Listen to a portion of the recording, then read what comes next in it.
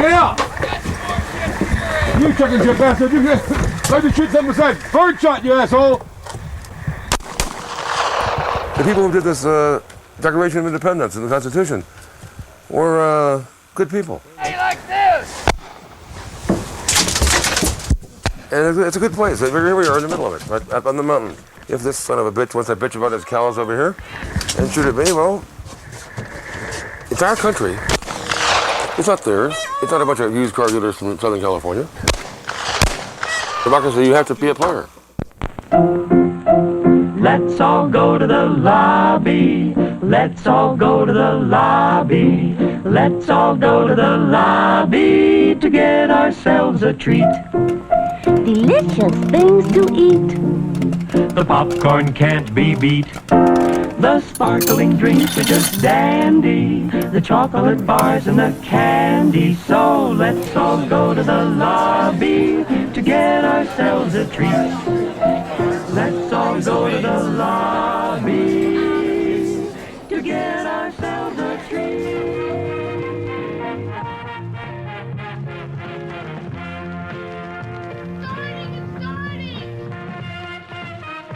I'm a fan of classic movies.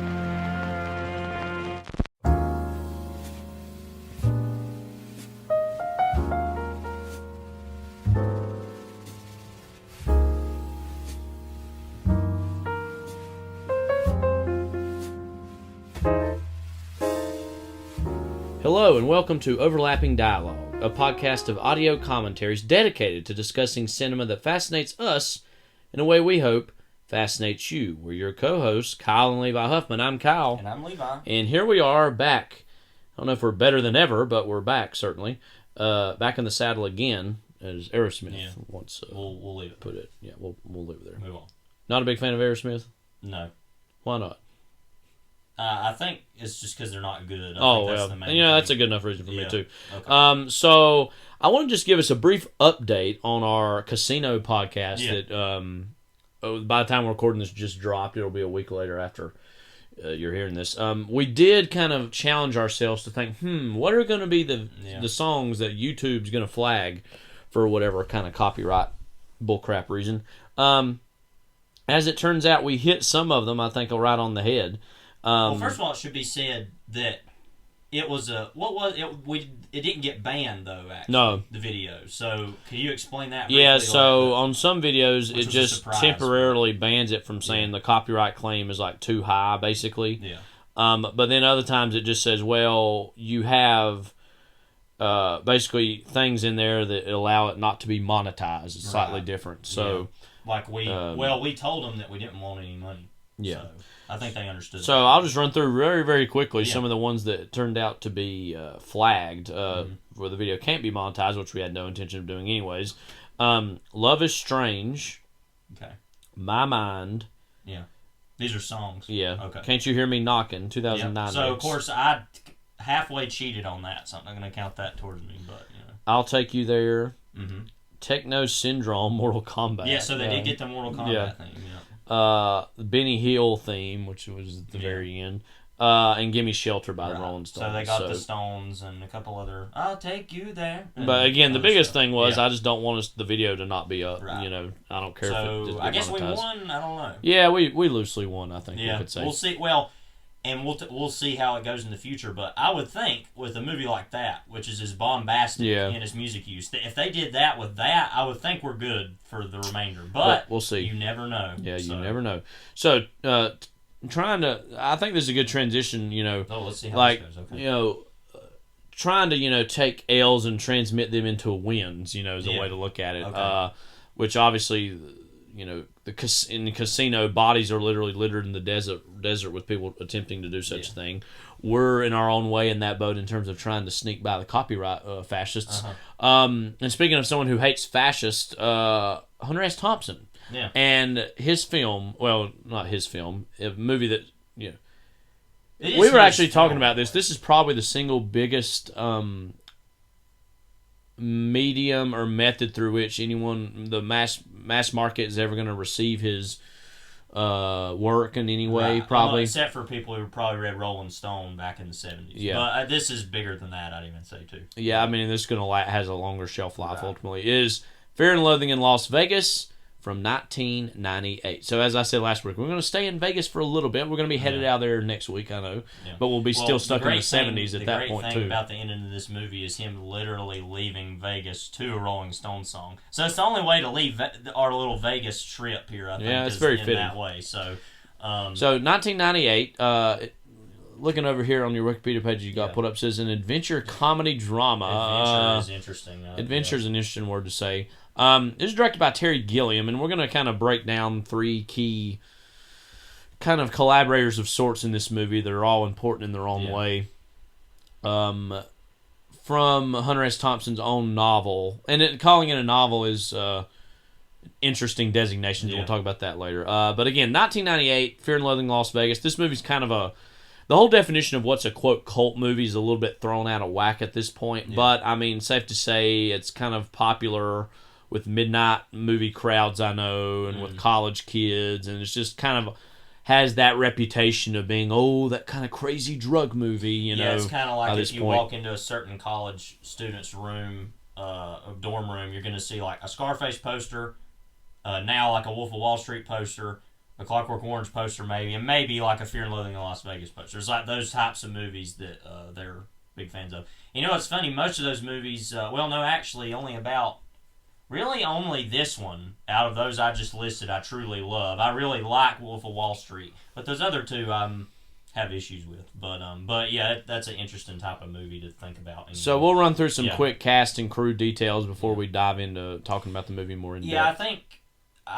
I think I'll leave talking about what the movie itself is about when we start talking about Thompson instead, because it's kind of wrapped up in that.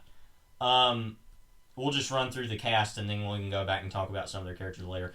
Jonathan Dett, who I guess we'll talk about more in a few moments as well.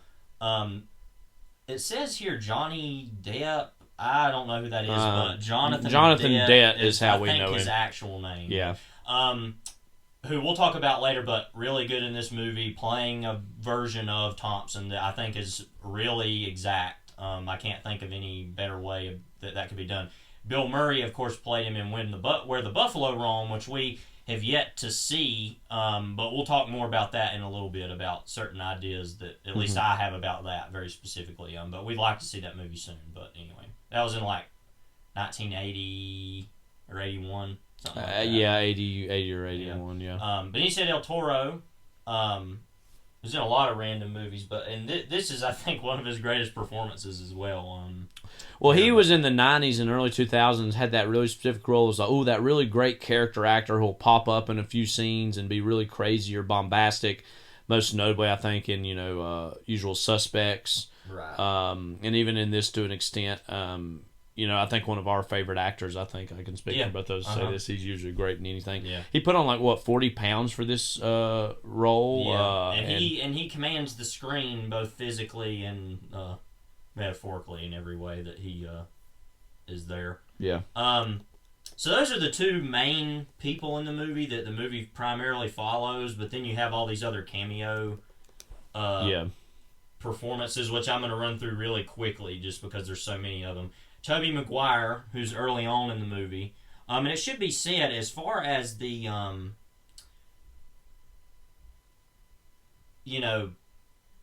group... I lost my train of thought. What was I going to say? As far as the... some of these people in the movie, they're very much stolen right from the pages of the book. Well, I shouldn't say stolen, but really, captured from the book. The way they look and their brief, stints of performances. So Tobey Maguire, Ellen Barkin... is another one. She's later on in the... Well, I should say Tobey Maguire was the hitchhiker in the movie. Yeah, because that's what's interesting. I can name all these people as they're said the blank, most of these. So Tobey Maguire was the hitchhiker. Ellen Barkin is the waitress at North Star Cafe. And then Gary Busey is the highway patrolman. We're going to be hearing from him in just a little while, I think. Do we want to say anything about Gary Busey now, or where does Gary Busey rank for you in the pantheon of actors? You mean psychopaths? I mean, he's number one. Well, he's up there anyway. I mean, it's interesting actually to think about. We're going to be talking about Thompson here in a little bit, but the level of insanity that Gary Busey acts on a daily basis is really close, I think. I mean, it should be said, star of Celebrity Apprentice for a season. Right. Very famously with, his blow up with Meatloaf. Okay! What's wrong? Mother! What's wrong? I bought those mother sponges. Part of that paint is mine. I'm sick and tired of you, mother. No. That was all mine in my basket. Bull, mother. Well, I've been Hold on, guys. ashamed. Hold on. You don't want to make you get it. You don't want to start with me. Meat, don't do it. Don't do it. Mother, you do not want to with me. You look in my eyes. I am the last person in the world you ever want to with. You understand me? Which, I'm not sure who was really at fault in that exchange. I'll say that I remember we watched that when it happened. That was in like 2012? 2011. 2011, okay. Literally it was like an atom bomb for programming. I remember when it happened. Yeah. It was like, this happened. You know, and that's something we still laugh about all the time. Well, also, with... I specifically remember that Celebrity Apprentice season of 2011 was the season that they interrupted to announce the Osama bin Laden death. It was for one later episode. Right. And I feel like that whole moment was just such a random cultural moment we'll look back on because, of course, Trump hosted Celebrity Apprentice. Mm-hmm. That was the night where there was the famous White House Correspondents' Dinner where Obama made fun of Trump, and Trump apparently made his decision to run for president, and because of how embarrassed he was by that. So that's just like a really random moment of cultural time, you know. Anyways, I think we'll look back on total psychopath. Mm-hmm. Anyway, he is in this movie as well, but a little bit more toned down though than normal, I'd say. Well, just think about this period of Gary Busey. Lost Highway was a few years before that. Yeah, he's like barely in that. And is kind of in the background, but that would have been like a year before this, right? Because that was 97, I think. Yes, something around that time. Yeah. But anyway, Christina Ricci as Lucy. She's kind of later in the movie a little bit when they're in the hotel. She's like has all those paintings of oh gosh, who was it? Let's see if it says here. Barbara Streisand. That's right. Which is weird, But Mark Harmon as the magazine reporter at Mint 400. I don't remember him in this movie. I guess we'll see it when he's there. Cameron Diaz is the blonde TV reporter. Mm-hmm. Anything to say about Cameron Diaz? I mean, the Mask era. The Mask, and then also even something about Mary. She's really good in. Yeah. That was right after that, I think, or right before this. I should say. Anyways. But anyway, Catherine. I really don't remember her in this. I don't either. I think she's like in one scene in like the elevator or something. Yeah. Catherine Hellman as the desk clerk at Mint Hotel. Michael Jeter as Dr. Elron Bumquist. I'm wondering if that's related to Bumquist. Sounds kind of like the Rehnquist who was on the Supreme Court at the time. Oh, Bumquist. Yeah. I don't know. Maybe not. But that's just something I was thinking about. Craig Bierko as Lacerda. I don't really remember him in the movie necessarily. Lyle Lovett as the road person. I mean, this era of Lyle Lovett, of course, in the early 90s we had Shortcuts Lyle Lovett. Yeah, where he was like calling and trolling a family over their dead son because they didn't come and pick up the birthday cake for him, which is really insane. We'll be talking a little bit more about that movie probably very, very soon, as a matter of fact, a little bit. And then Flea as Hippie. That's just my favorite thing I've ever seen on a Wikipedia page is just Flea as Hippie. Yeah. Which also, this was the same year as The Big Lebowski, which he was in as that one nihilist. Another, quote, drug movie of sorts, Yeah.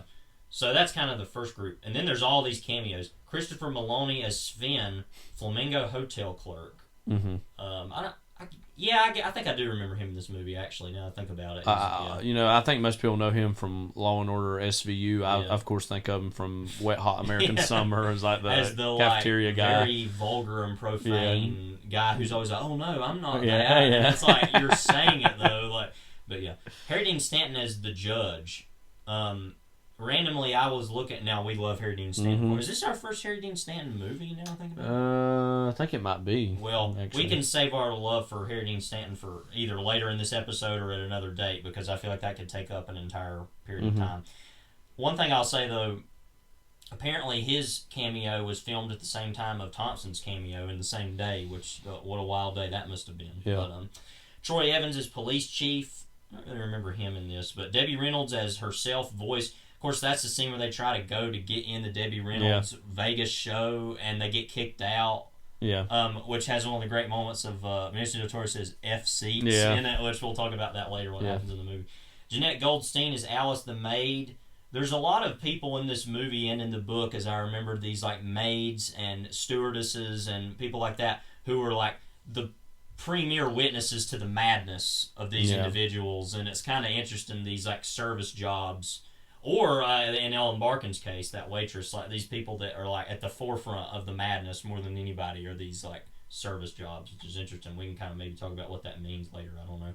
Vern Schroeder as wee waiter.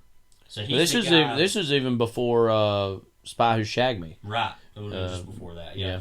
Vern Schroeder, he's at the beginning of the movie, I think, when they're like he gives him the telephone at the beginning of the movie, I think, when they're talking on the phone to Rolling Stone or whoever it is. Gregory Itzen as Mint Hotel Clerk. There's just a lot of hotel clerks in this, I guess. Lorraine Newman as Frog-Eyed Woman. I mean, there's a lot of wacky stuff that happens in this movie, so I don't remember specifically. Penn Jillette as Bazooka Circus Barker. He's that guy. He's in that sequence of the movie where at that circus casino, and they're like, I remember that, where they're like running around and they're like on that like merry-go-round section of the movie. Yeah, and then of course the man himself, Hunter S. Thompson, is older Raoul Duke in Matrix Flashback, which supposedly it was a real pain to get him to even get on the set that day to do the cameo, and then also he barely did anything they wanted. I think it's actually a really powerful moment in the movie, randomly, so it's good that anything came out of it, I guess. But anyway, and that's pretty much it. Yeah. So, but speaking of Thompson, I mean, this is one of the biggest reasons we want to do this podcast is because we're both huge fans of Hunter S. Thompson's writings. And he's just such a fascinating guy, and I'll start off with you, Levi, because you've obviously read more of him a little bit than me.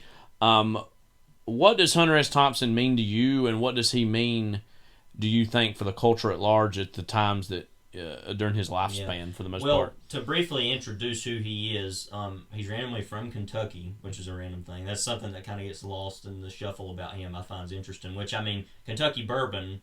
And, I'm sure he's a big fan of that. He always talks about wild turkey and everything he writes. How much you love drinking that.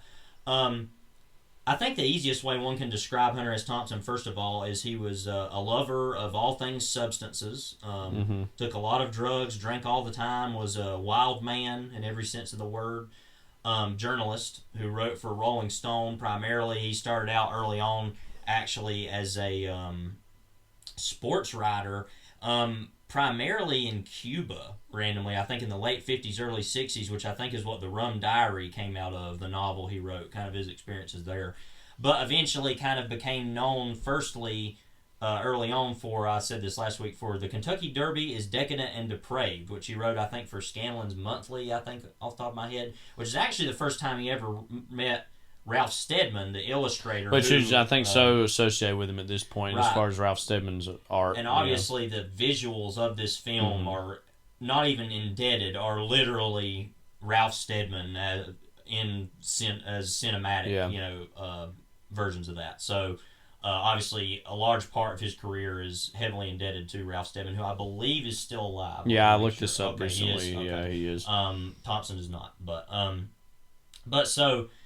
and he became, heavily known, Thompson, for writing a lot of political writing for Rolling Stone and some cultural writing, but especially covering a lot of politics at the time. He covered all sorts of different things.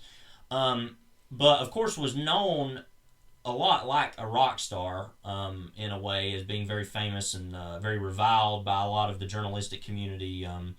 That especially, I think he got a lot of his White House credentials taken away around the 1972 campaign season, which he covered heavily in Fear and Loathing on the Campaign Trail 72.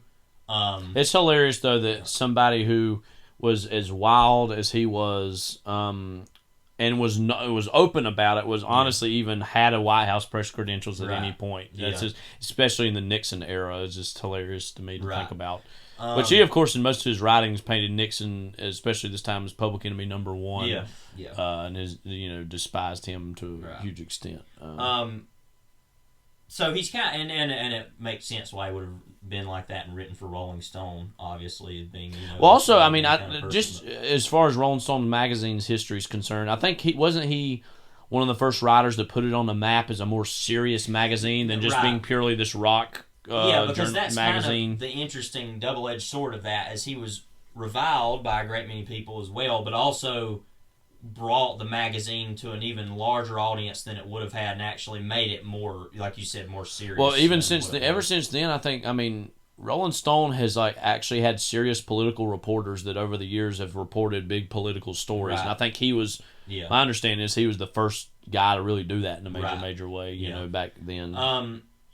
And, of course, he was the biggest proponent of a kind of offshoot of new journalism, which we'll talk about more later, but it was known as gonzo journalism, which he came up with, which essentially, do you want to describe new journalism very quickly? New journalism was basically this whole movement, this wave of journalism, especially is prevalent in the 60s. Norman Mailer, Tom Wolfe, Thompson are the probably three biggest figures of it. It's basically the idea of, this whole notion of the objective truth of what the news traditionally was at that time, which is can briefly be summed up as it was the three networks. It was Brinkley and Cronkite. Whatever they said was the objective truth, and that they were these gods or voices from above. And obviously, the events of the '60s led a lot of credence to the fact that whatever the official quote truth subjected or projected by our government or by the establishment at large was a faulty one, and was full of lies or full of deceit. And so new journalism was kind of this new form that was trying to be much more open about, we are authors creating this world, and it's reporting on something, but we're also inserting ourselves into the affairs. Norman Mailer, again, he did this to a large extent with Armies of the Night. Tom Wolfe, most famously, I think, did it with the King Casey book he did. The Electric Kool-Aid Acid Test, where he's writing about another author who himself is trying to reflect the truth, and then going on a road trip with these people. And it was this kind of, I don't think Norman Mailer would consider himself a rock and roll kind of guy, no. But it's very much in line with this rock and roll mindset of the time that we're going to take on the establishment in our own ways. Again, somebody like Norman Mailer was an interesting example of somebody trying to do this, because he was the literal greatest generation veteran of World War II, and was almost had more in common in some ways with those people who were younger than him than the people who were his age or older. So Thompson is, I'm not sure age-wise. I think he's a little bit younger than. Born in the late 30s. I'm not sure when Tom Wolfe was born. Let's see real quick. And there are other people that are associated with this. Those are the biggest ones. Not Tom Wolfe. Tom Wolfe. Yeah, you can call that. Tom Wolfe was 30. So not to be confused with Thomas Wolfe, of course. So out of these three writers, Thompson was a little bit younger. Yeah. And one of the books that really put him on the map, one that we really love, was the Hell's Angels book that he wrote, which he wrote in the mid-'60s, where he spent, a year and plus with the Hell's Angels of the Oakland, California Bay Area. And the book itself is outrageous in terms of his reporting on these people and what they're about. And that was all inspired, wasn't it, by a sexual assault case, I believe, that had happened. They had put the Angels on the map kind of nationally. I can't remember who it was. And he was going to kind of report on that. But again, what was so interesting about that book was not only are they outrageous, Thompson himself, who he writes about, is also outrageous. I think you had actually an excerpt you were going to read that you found from this Hell's Angels book that he wrote. And I think this is the best way to introduce the madness of Thompson, as we've kind of been talking about. But he's kind of in this section of the book called The Making of the Menace, 1965, discussing a lot of these kind of crazy things that happened with the Hells Angels in kind of the area that he was living around them in. He kind of moved in there and kind of lived around them for a while. And talked about the fear of a lot of the people who lived there about what they would do. But then he adds this little section of talking about one incident that actually happened. Says here, one of the worst incidents of that era caused no complaints at all. This was a sort of good-natured firepower demonstration which occurred one Sunday morning about 3:30 a.m., of course. For reasons that were never made clear, I blew out my back windows with 5 blasts of a 12-gauge shotgun, followed moments later by 6 rounds from a .44 Magnum. It was a prolonged outburst of heavy firing, drunken laughter, and crashing glass. Yet the neighbors reacted with total silence. For a while I assumed that some freakish wind pocket had absorbed all the noise and carried it out to sea, but after my eviction I learned otherwise. Every one of the shots had been duly recorded on the gossip log. Another tenant in the building told me the landlord was convinced by all the tales he'd heard that the interior of my apartment was reduced to rubble by orgies, brawls, fire, and wanton shooting. He had even heard stories about motorcycles being driven in and out of the front door. So again, yeah, he's this book's supposed to be about him reporting on other people's madness, and he himself is reporting on his own madness. Yeah. Now, this is a good question to ask. This whole notion of gonzo journalism. Do you? I know he's a fan of it, and I'm a fan of it myself. Excuse me. Do you find it to be the least bit self-masturbatory? Oh, insanely. I mean, and that's one thing I think is interesting about Thompson in this story, especially as well. There is a very fine line between whether or not he is fully aware of the nonsense that he himself creates. Because even in that sense, he's like, for reasons that were never made clear, I blew out my back window with a shotgun. Like, so if you don't know why it happened, who does know? And I guess that's what he's saying. But I feel like part of this story of Fear, Loathing in Las Vegas, which we can kind of talk about in a few moments, that of what the story is itself, there are moments in that story where there are very, very specific moral conundrums or moral issues that he himself is having to make a choice of whether or not he will engage in. It's kind of like what we discussed about Scorsese last week of, all this crazy stuff going on, and then there's these moments where it stops and it's like, wait a minute. But in this sense, it's actually more like, wait, no, I specifically, in the story, the person in the story realizes, oh, wait, I've been engaging all this stuff. This is a little bit too far even for me. What does that mean about everything else I have done, kind of thing. You know? And that whole sense of self-reflection, I think, is important to bring up, because we had read a kind of, I don't know what the word for it is, I guess kind of a notice, or like a, not quite a disclaimer, but I guess him musing on what this book meant, Fear and Loathing in Las Vegas, which was released in 1971. I think the events would have taken place in 70 or 71. He's writing, and I think he said that his pure definition of gonzo journalism was as he said in that, was if he wrote it in a notebook, a notebook, and then just published that somehow, and you saw it totally unfiltered, totally unhinged, what it was or what it looked like, and that obviously inserting this kind of editorial voice in the past tense is already kind of breaking that to a certain extent. So, and he said that he kind of considered this a failure of gonzo journalism. It sounds kind of like a journalism version of what Dogma 95, kind of like, That had all these really specific rules associated with it, but it's very similar in terms of we're going to try to get more, quote, natural in what we're doing.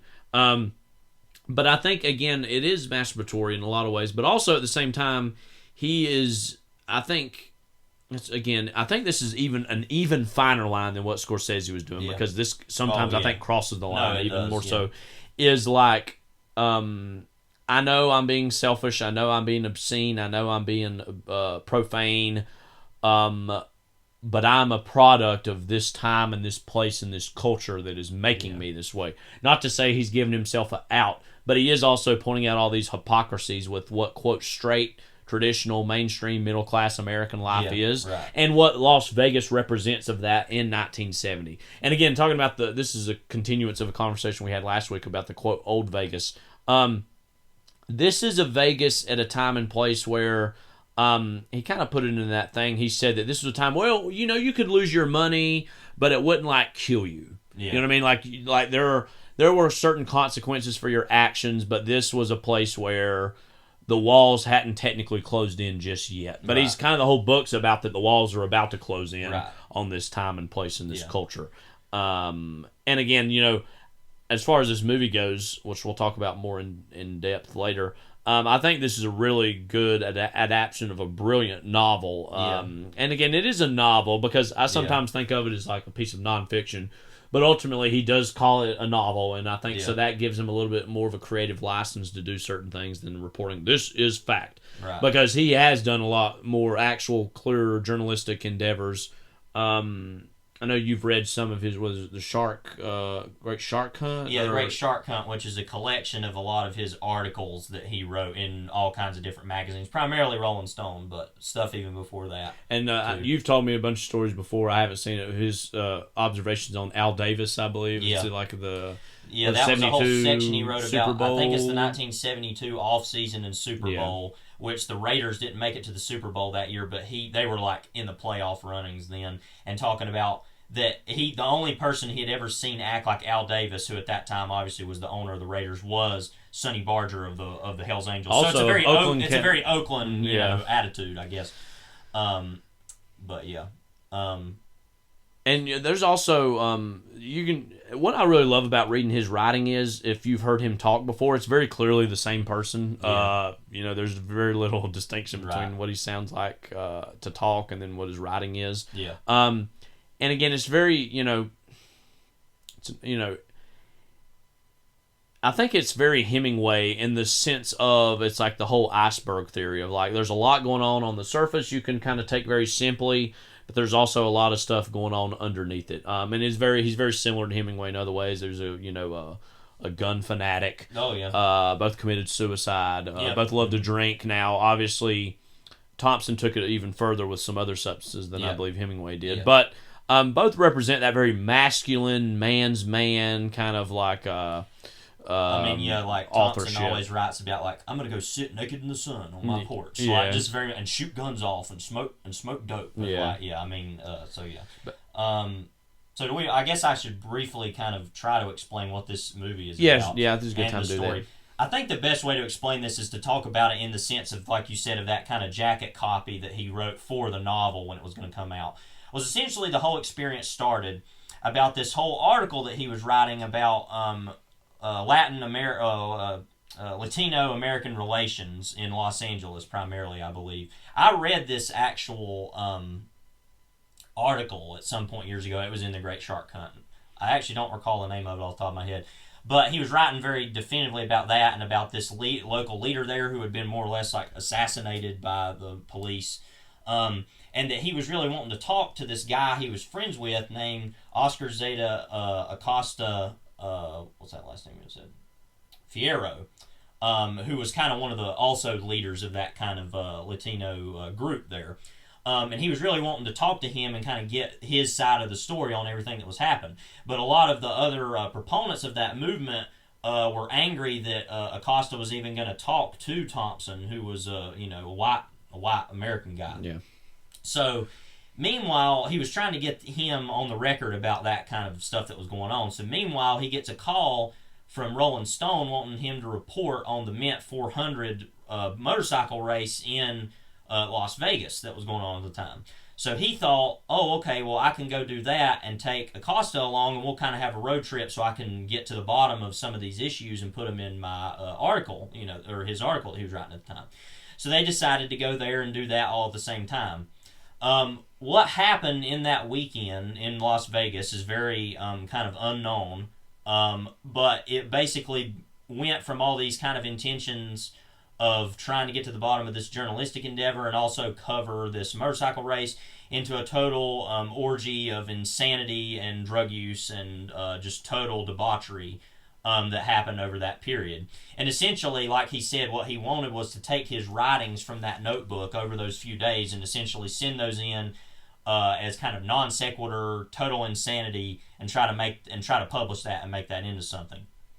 But what happened actually was that he ended up writing basically what would end up being the article about this experience, which would then eventually go into the novel of Fear and Loathing in Las Vegas, while he was trying to finish that other article. And said that, I think he was on the record as saying that's the only time he's ever really enjoyed writing anything in his life, was that whole experience of kind of getting that down on paper. So ultimately, what happened was, I think he had let Jan Winter, who was kind of one of the co-founders of Rolling Stone and kind of the main publisher, got him to read some of that, and he enjoyed it enough where he encouraged him to finish it. So what ultimately is the question here is, what is truth, what is fiction about Fear and Loathing in Las Vegas?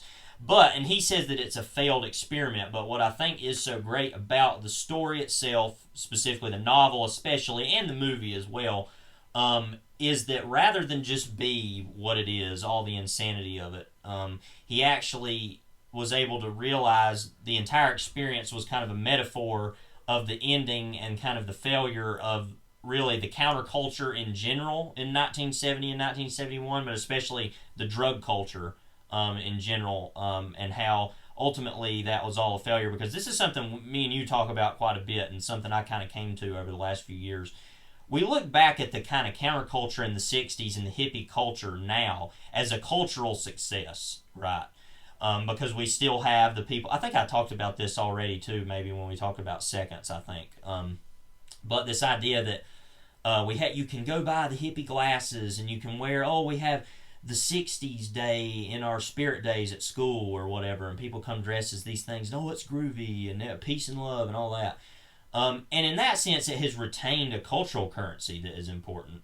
But when you get right down to it, it's kind of like how I look at, this sounds random, but how we I think should look at the French Revolution in the same way, is I think we remember that as more of a success than it was, but then what was all that followed by? Napoleon Bonaparte, which is at least the basic understanding that I have of the French Revolution, the total opposite of what the intent was to be, of, okay, we got rid of the kings, but now we have an emperor, which is the same thing I think that happened in the 60s and 70s, of, okay, we got rid of Johnson, but we got Nixon, which is, I'd say, I don't even think is a stretch to say, a far worse phenomenon. And that the Vietnam War went on and on. And that's another thing, too, is that the Vietnam War protests were, I think a lot of people consider them to be a, quote, success. Yeah. And in certain ways, again, I guess they were. But from when, Nixon was president and he said he was going to bring an end to the war, it wasn't until the very beginning of his second term where that was even a reality, where the war even ended.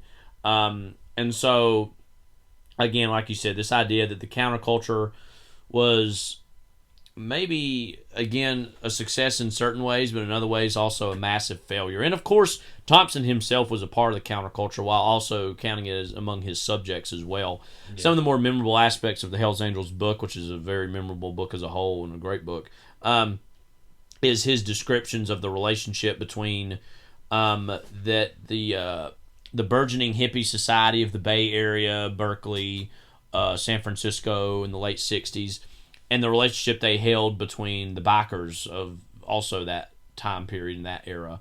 And how both ostensibly wanted, quote, freedom, but really more than anything, both gave way to kind of a conformity of thought and still propped up and recreated certain leaderships that they were in many ways trying to get away from, whether that be Sonny Barger or whether that be, Timothy Leary. It's just like either way, you're kind of giving your way over to a cult of personality. Yeah. And ultimately, Nixon, in his own way, was a cult of personality that, for the silent majority, for the quote silent majority, silent, that he coined in late '69, but it was about as loud as anybody else. Yeah. There's just a lot of loudness and cacophony of the '60s, and I think Thompson very much highlighted and underscored that, and was very mournful in the moment of that it was already he saw it coming to an end. And so, again, should we look nostalgically at this time and place in this movie? I don't think so. I think, and again, some objective ways Thompson is looking at it for the horror that it is, he also is finding some dose of nostalgia for it. Even for the nostalgia of the very, very, very, very recent past, in the sense of when he would have written this book, or this article that became this book. So, and it should be said, he was considered the kind of one of the go-to counterculture writers of this time. He ended up writing all sorts of things all the way through the end of his life, which was in like 2006, sometime in the mid-2000s, I believe, when he had passed away. And I think in many ways that Hemingway served as the template for, or the voice of the silent or the Lost Generation, yeah. excuse me, that Thompson served as the counterculture, and unfortunately, both of those visions, for as brilliant as they were, ultimately ended in self-destruction, either creatively or literally. So, he's still one of my favorite writers to go back and read. I know you're a big fan of him as well, obviously. And obviously, I think, it should be said also that there's this, we haven't seen the documentary, but the whole thing, but there are some clips of this documentary called, from one of my favorite quotes from him, and it's so much to sort through of what this very even simplistic phrase even means, but it was one he had written.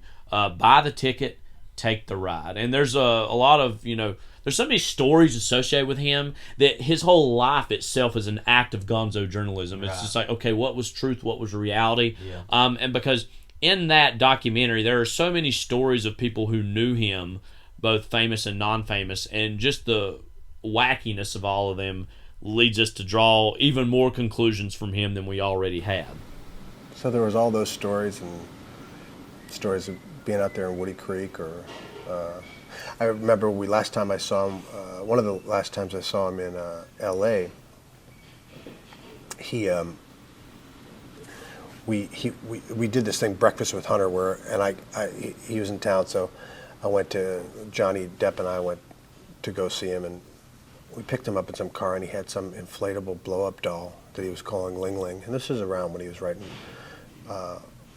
Fear and Loathing in Elko by Clarence Thomas. And we drove around Hollywood before he went to this reading, and he kept beating the doll. And then he would take her out into the street and say, "You bitch!" And he would just be punching this blow-up doll on the street, and you see these cars swerving. And he was just always ready for a show that was beyond any sense of kind of decency, and went into some absurdist land that made your head spin. Art is only the search. It's not the final form. And Hunter Thompson was a great artist. And Johnny was so well tuned into that, as he is in his performances. He's a wonderful, wonderful performer. But he had the print of Hunter in him and on him and around him when he was doing the movie. Was there some special connection or bond between Johnny and Hunter personally that may have allowed Depp to crawl in there deeper? It's not what it allows, it's what it gives. If you're able to take it without thinking you're being allowed to take it, you'll receive it truthfully, and it will be the heart of the matter, the truth of who you are and what you're doing. It's as simple as that. We got a plane? Hold up. It's a mail plane. And so whether it's John Cusack or Gary Busey, two 90s film icons, it should be said. Both kind of insane in different ways, I have to say. Yeah, Gary Busey in a much more explicit way. One not as much as the other, but yes, I mean, but John Cusack, he's a little bit weird in his own way. Yeah, but again, his whole life, after a certain point, resembles gonzo journalism. Where it's like, what's the truth? What's reality? Does this person understand who they are? And they're so smart, you would think that they would. And in these ways of gonzo journalism, I mean, in terms of like gonzo acting, I think Jonathan Dett, for better or worse, was the man born to play Thompson, essentially in this. Well, that's the thing. Is he quote playing Thompson, or is he playing quote Raoul Duke? I would say he's playing both. Because there is no virtual separation between the two things. I said this last week. There are moments in both the novel and the movie. Well, first of all, Raoul Duke, very specifically should be said, was a kind of alter ego that was primarily Thompson's sports writer ego. That whenever he would do his sports writing, he would usually say it as, "I am Raoul Duke. This is a character I'm doing." There's some moments in the movie, like I said, and in the book, but I remember it more in the movie because it's visual, I guess, but where they're like, basically there's moments where he's confronted and is being like, "But you're really Dr. Thompson, right?" Or doctor, he was an honorary, he named himself a doctor, he never got a doctorate in anything. But I said, "Oh, but you are Thompson, correct?" And he's like, "Oh, no, I don't know that man," or whatever. Or I don't remember exactly what it was that he said. But there are these moments where it's very much confronting, this is the same person, but it's kind of these different persons. And I feel like that Duke, in his own way, represents the basis level of Thompson's insanity, that he kind of knows that about it, and that's why he kind of allowed this character to be who they are in its own way. And Jonathan Dett in this, I think, does such a terrific job. And I think, this is a good chance for us to talk about Jonathan Dett. Yeah. And we will continue to refer to him as this, no further explanation. Jonathan Dett, I mean, what is there to say about Jonathan Dett? I mean, he's, I think one of the last true blue movie stars in terms of, someone that people all across America, across all sorts of various audiences, would be willing to go see in movies. I mean, in some ways, I feel like his whole career was building to, while creatively it was a great success, commercially for him, it ended up being actually, believe it or not, a huge commercial failure or problem was the Pirates of the Caribbean movies, where, his Jack Sparrow, he got nominated for an Oscar for that, it should be said, which is quite shocking, that movie of that size and to be a big Disney movie, and to get nominated for an Oscar for that. But he was so iconic immediately in that it, one of his very best performances. But what do you think Jonathan Dett specifically kind of brings to this role of Thompson that sets it apart? Well, obviously he was good friends with Thompson as well. I hate to say, I can't remember whether or not they were friends before this movie or after. I feel like they might have been beforehand, maybe a little or bit, at least maybe in the pre-production, maybe. I mean, he's exactly like him. I think in his own way, he has always been trying to live the Thompson Keith Richards lifestyle, in a sense, and that he's just ultimately doing that in its own way. This is the purest version he's done of that, other than the pictures of him that Amber Heard took of him with ice cream on him passed out. That whole thing. One thing I wanted to say too, you said it was he was one of the last kind of big movie stars of a certain I think he's kind of one of the last movie stars truly to be part of the method. Of being truly influenced by. I mean, these people. There's other actors that have been influenced by Marlon Brando and Clift and all these other type of actors, but I feel like he's kind of the last genuine version of such a thing that occurred.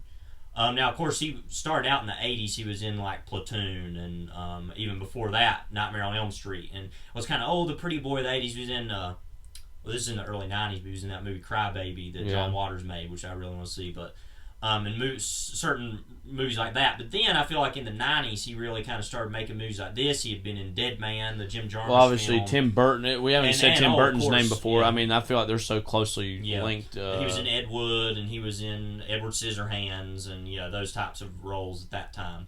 Where he became a movie star in that sense that was playing these weirder roles and was always going for this other type of thing that always made him more interesting. And then ultimately, like you said, he got to the point where he was Jack Sparrow, which, like we said, is a great performance in that first film, but then ultimately totally ruined his career because he basically continued to play that type of thing, whether it be in the Pirates films or in something like The Lone Ranger, where he played A lot of people were joking when he was announced that he was going to be the Invisible Man in the Dark Universe, the conception of the Visible Man. That various people had joked that he's finally achieved his wish, where he's just like floating glasses and a scarf. Yeah, because he's been so much about trying to disappear into these roles visually that you kind of you don't forget that he's there because it's so very painfully obvious he's there. Yeah. But you can see him trying to escape and trying to do something new and different when actually it's just him flopping around. I remember the maddest I've ever been in a movie theater was at the very end of Alice in Wonderland, which is a very infuriating movie in a variety of ways. But at the very end where he's just like tap dancing, and he's like real big or whatever, and I remember just looking at the screen so disgusted. I was there like, what is going on? Well, that was also with this. We don't have time to talk about Tim Burton now, but that was the true beginning of like, oh man, Tim Burton. Which has pretty much continued until now. But yeah. Yeah. So I feel like, Burton and Dett, kind of the fact that they come up. Dett, I'm sorry. Excuse me. Jonathan Dett and Tim Burton both represent a very specific thing that was going on in the 80s and 90s in terms of like this dark, macabre sensibility that eventually got so co-opted and so hot topicified, where it's like more about continuing certain franchises and like not actually doing anything bold or new or original. I will give Dett credit for the fact that he tried to work with Jarmusch for some time, but they just seem to be both creatively spinning out and not really moving in any kind of a new positive direction. Which is, again, in the 90s, Det was one of the most exciting actors that was around. I mean, he was, River Phoenix was that way for some time, and he had unfortunately passed away. And,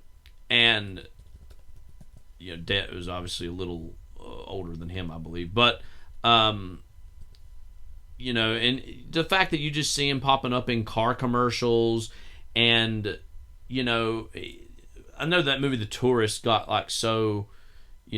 trashed on as a total Golden Globes, not Oscar bait, but just Golden Globes bait. And again, when you're getting to a point where your career's Golden Globes bait, that just shows you how far you've kind of fallen from where you were. Well, specifically, I like to think about, you remember this, of course, there was those Dior commercials of him, driving around in cars and, in the desert, and, just some of the most ridiculous things of all time I've ever seen and have always remained with me. I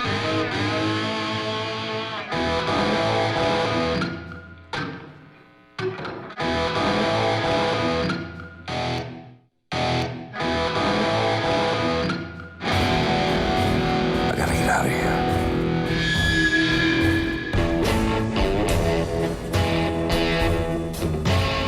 Which way? I don't know.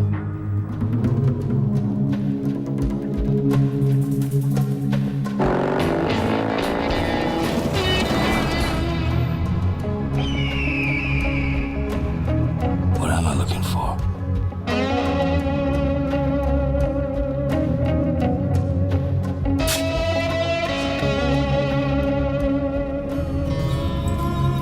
Something I can't see.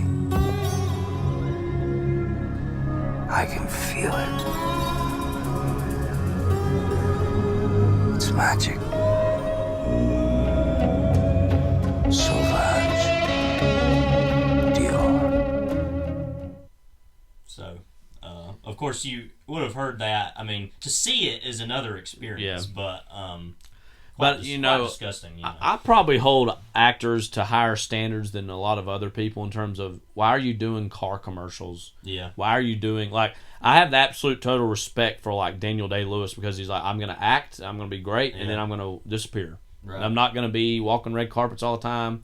I'm not going to be selling cars. I'm not going to be just doing junk for the sake of making money. You know what I mean? I really think that this is a whole other thing. And this is a time that Det would have been raised in, and so he should know better in a lot of ways. This whole notion of selling out, I'll just go on a mini rant on this for a second. I feel like it's totally left our culture, that there's no shame anymore, and I've got this, I'm doing this TikTok, or I'm selling this garbage, whatever it is. We have lost total regard for the whole concept of, quote, selling out, which I think is a travesty for a lot of ways, because I think that's something that, frankly, needs to be shamed more on, ultimately, a lot of these rich and famous people for doing.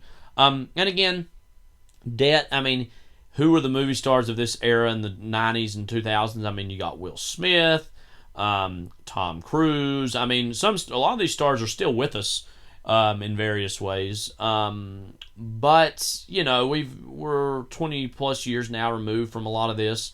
And some are more willing to change with the times than others. And I think that's just the thing with Det. He never really went in a positive direction to change in terms of his own creative license or just creative ambitions. They've just mostly just stayed the same, it seems as though. Again, as you said, he ultimately has been wanting to live this Keith Richards lifestyle for so long. What was the name of that band that he's in? The Hollywood Vampires. Yeah, the Hollywood Vampires, which I believe Richards is in as well, right? It was a lot of random people. Let's see. It was Alice Cooper, Jonathan Det, and Joe Perry.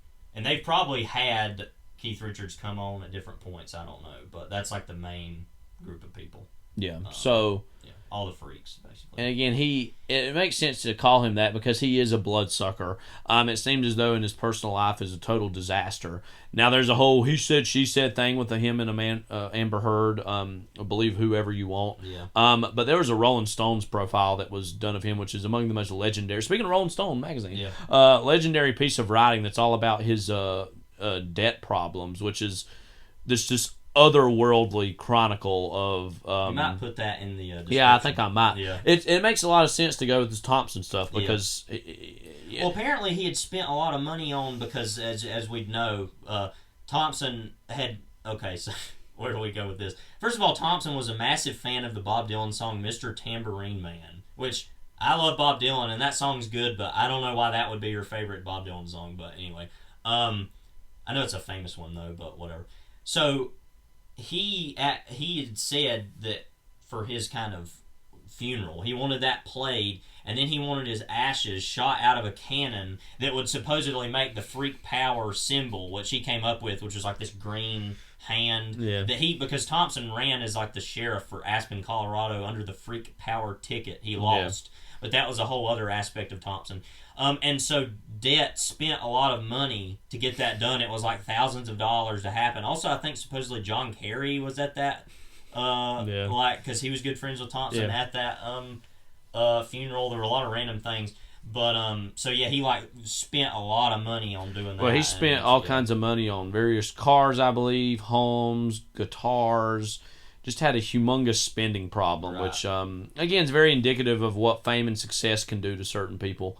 And Det seems to be no exception. Before we move on to someone else, I want to say that supposedly the Hollywood Vampires band was inspired by a drinking club in Hollywood known as the Hollywood Vampires. It was started by Alice Cooper, but which included different people. Listen to this whole group here. John Lennon and Ringo Starr of the Beatles, Harry Nilsson, Keith Moon of The Who, of course, and Mickey Dolenz of the Monkees. And there were probably other people as well that were in that. That was the main group. So that is totally insane. Okay, wow. But anyway, so Jonathan Det, I mean... I think he really is going to be the prototypical example of, like...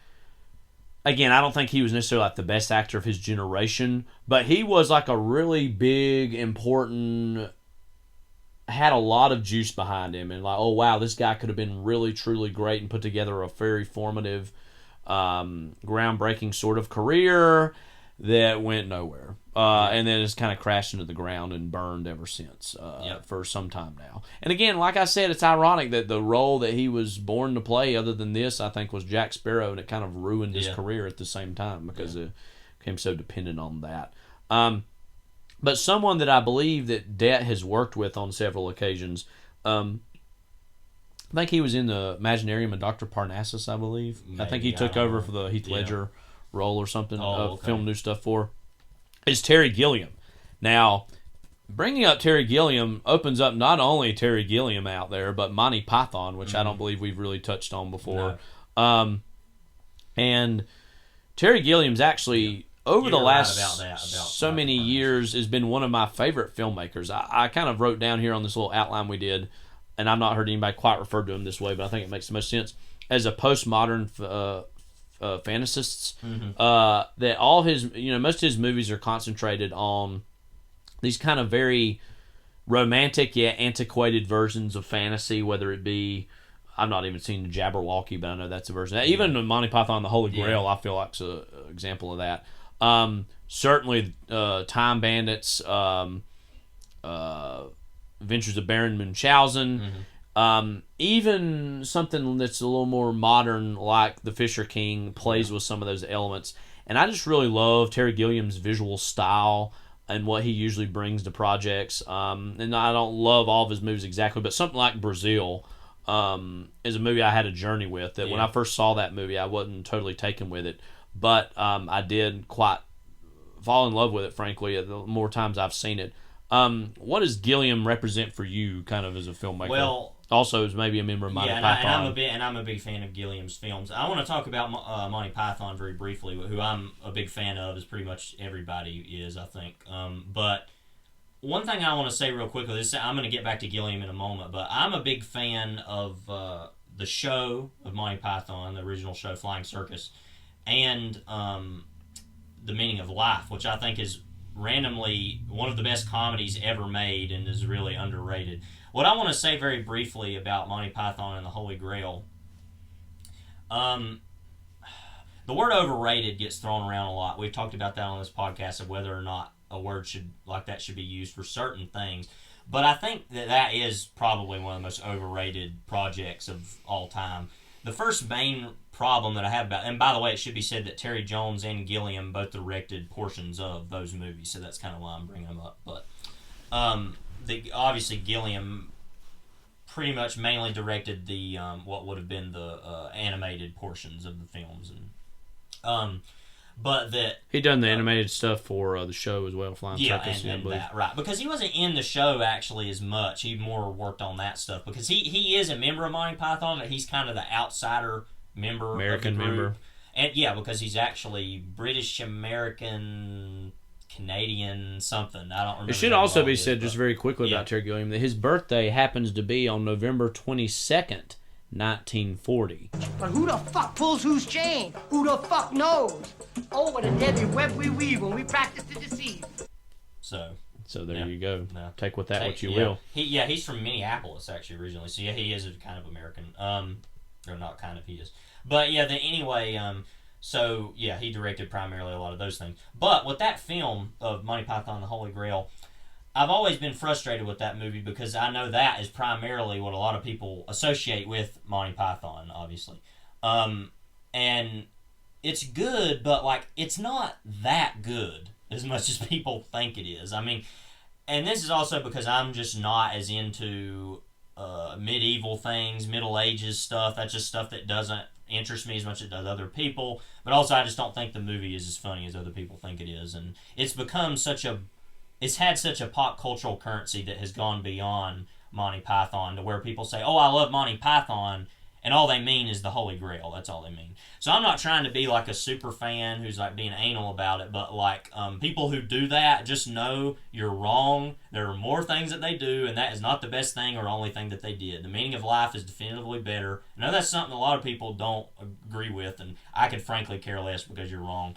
We both have not either of us seen The Life of Brian either, which we need to get around to at some point.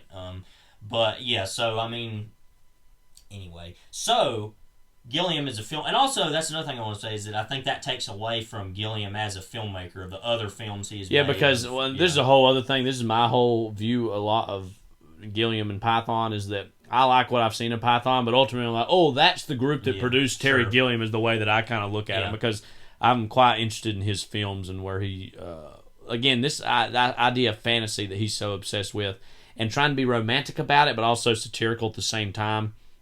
And it's not quite, again, Brazil isn't quite as interested in that old fantasy world as the way that many of his other things are. But again, he's a very biting satirist. And again, what do you think about the decision for him? I know also Alex Cox, we've talked about, was he had written some drafts of the screenplay.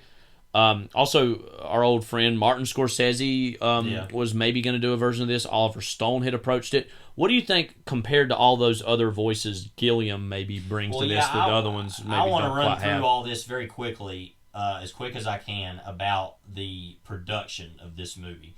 Ralph Bakshi was originally the first person who wanted to make it. It was going to be animated, and it was going to be like Ralph Steadman's artwork for this movie. That fell through. Larry McMurtry was going to be signed on to write the screenplay at one point. That's, of course, of all these, that's the one I least can see. Right, honestly. it just really doesn't make sense.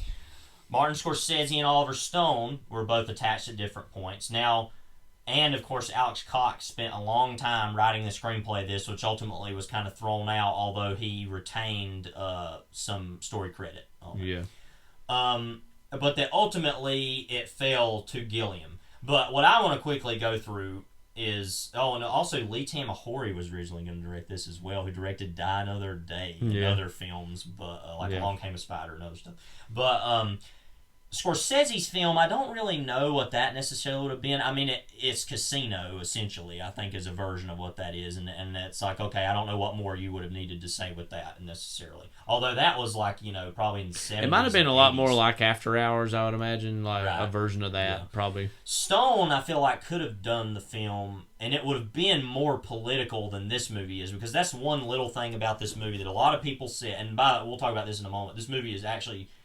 We got a lot of mixed reviews, wasn't liked at the time very much, and still isn't by a lot of people, which we can talk about that more in a minute. But specifically, Scorsese's, like I said, version would have been, like you said, more like After Hours. Stone's would have been more political, but probably too political, which is weird to say because I feel like it should be actually more political than it is, and that's one of the minor flaws about the movie, is that its politics are there, but it's not as much. And that's one of the flaws I think that people complain about. I actually agree with. What I think that Gilliam understands about the work more than anybody else, any of these other people would have, and who knows, what their movies would have been, is that the inherent comedy of it, but also the deep horror and disgusting and just depravity of the whole thing, and I feel like that his fantasy filmmaking style gets at that more than other people's would have. I know you've seen Naked Lunch by David Cronenberg, which has some similar imagery, I think, and that cover been another interesting. I never even thought about Cronenberg with this, as far as the body horror aspects of his filmmaking.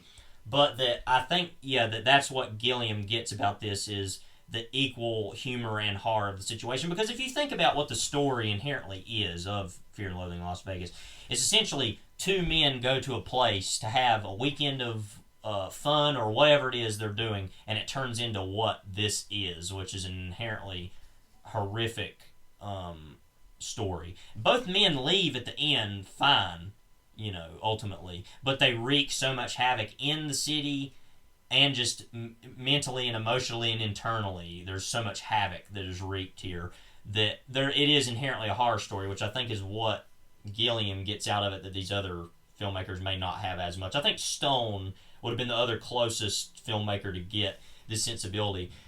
But we should remember that with most of Stone's films that are adapted from other things, like even in the case of Natural Born Killers, which is in itself another version of this type of story, I think, sort of, about two freaks on the run. Yeah, Bonnie and Clyde, right. kind of. But that even was taking a Quentin Tarantino product and saying, but I want to do this other thing with it, which was that better whole than movie what is like filtered through 3 or 4 different lenses before it becomes what it is. Right. Yeah.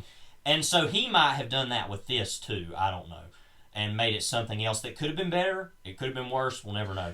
The thing I want to say about Cox, apparently a big portion of the whole Thompson oeuvre that came out of this book was the wave speech, which we can talk about more later because it's actually in the movie. Yeah. That he supposedly wanted to make an animated wave that Thompson would have been riding on like a surfboard or something. And that Thompson was pissed off by that and couldn't stand it and didn't want anything to do with it. So Cox, who was a very political filmmaker as well, and especially through something like Walker, could have made his own version of this as well that would have been in that sense, I think, of being political. Because at first I was thinking about this and I was like, but Cox isn't as political, I don't think, as it would have needed to be. But then I remembered Walker. Oh, yeah. And what that movie is all about, specifically the ending of that movie, is one of the most shocking endings to any movie I think I've ever seen. Is like, oh, wait, that's what this was all really about. Which you could see it throughout the movie that it was about Reagan-era, Bill Casey-led CIA excursions into South America that was very similar to what William Walker did in the 1800s. By way of Peter Boyle, as Cornelius Vanderbilt, who played Acosta in Where the Buffalo Roam, which I want to get to that movie here in just a second too, and talk about that briefly. But so I think in the end, basically what I'm getting to is I think Cox could have done similar things to that, and I think there are great portions of what Cox's work on this movie remain in the screenplay for this movie, deep in there somewhere. Yeah, because it should be said Gilliam essentially said, we threw the whole thing out, but I feel like there's a lot of Sid and Nancy in this movie too. Yeah, but there are just like so many.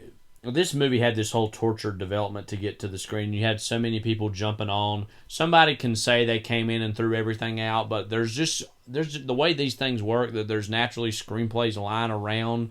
Yeah. Elements get pulled out of them, and so again, this is Gilliam's version. But again, somebody like Cox doesn't work on this for so long, and absolutely everything gets thrown out. That's just not the way film development works. Also, I should say real quickly, another filmmaker I forgot to mention was Bruce Robinson, who made Whitnell and I, the British filmmaker. Don't they have Stedman?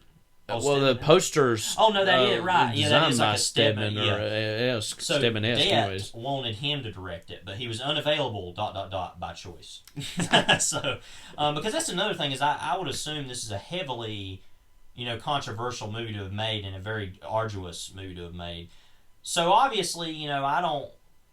and I don't want to say that, oh, how brave of Terry Gilliam to make this movie, but he stepped in and he gave it his all in making this movie. And I know a lot of people... Well, it should be said that he had a history by this point of making very troubled productions. Brazil itself was a very troubled production that he had to fight tooth and nail to get that released as was. Yeah. So he also had a history of this. Right.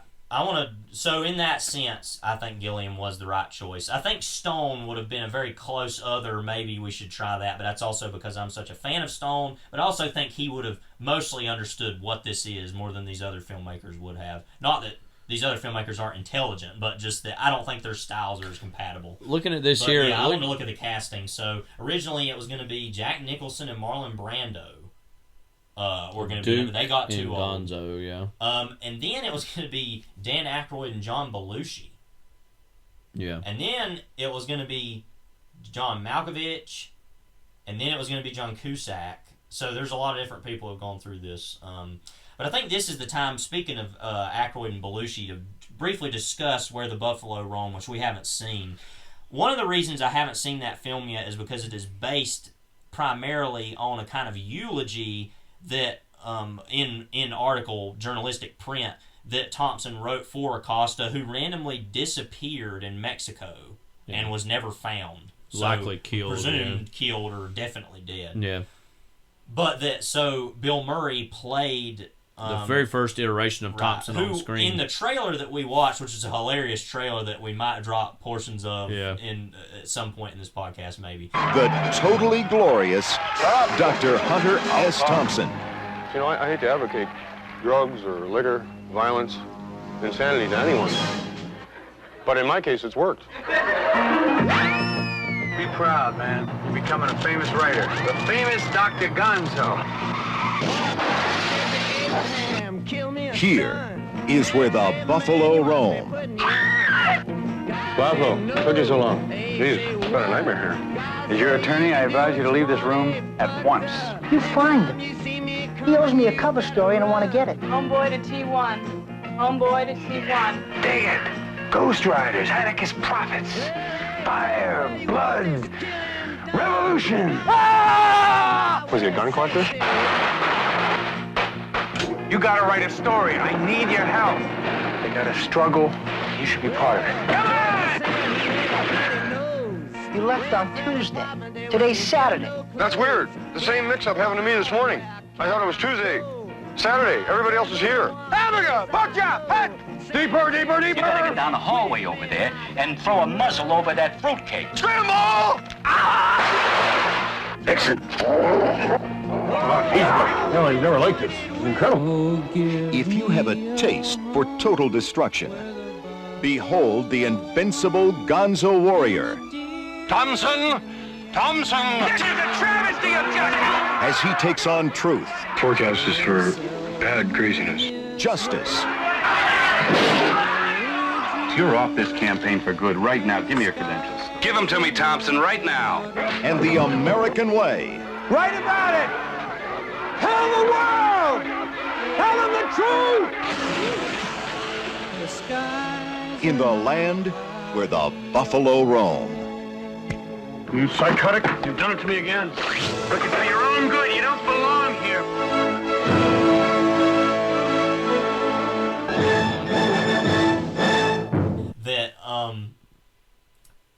That he seems like he really got the impression pretty well, but also that also that, like we said, Peter Boyle played that Acosta part in that. But one thing I want to remark upon about the way that movie looks, at least of what it is a little too funny, and not enough on what it should be or really is kind of idea, right? So that specifically with that, I think is that it seemed like I said, a little too funny, and that it wasn't getting into the kind of horror aspects of that type of thing. Now, it should be said that was not an adaptation of Fear and Loathing in Las Vegas, so in that sense, maybe it didn't need to do that. But there's just a very certain way that I see even Thompson's writing, and I'm not sure that that's exactly. Well, again, I think it shows you what a razor's edge of style that this is, that if you don't get it just right, it can look like that. Yeah. You know, and that and again, I it know that becomes movie's been kind of parody, maligned. right? I know that some people have kind of come around on it and said it's actually pretty good. I don't know. You know, Yeah. we've been wanting to watch it, but Bill Murray, for his part, it looks like he's doing a version of Thompson. You know. What do you think of Bill Murray's take on what we've seen so far of Thompson? Is it good? Is it bad? Is it like something? And by the way, I love trying to do impressions of Thompson, which are very fascinating and very insane.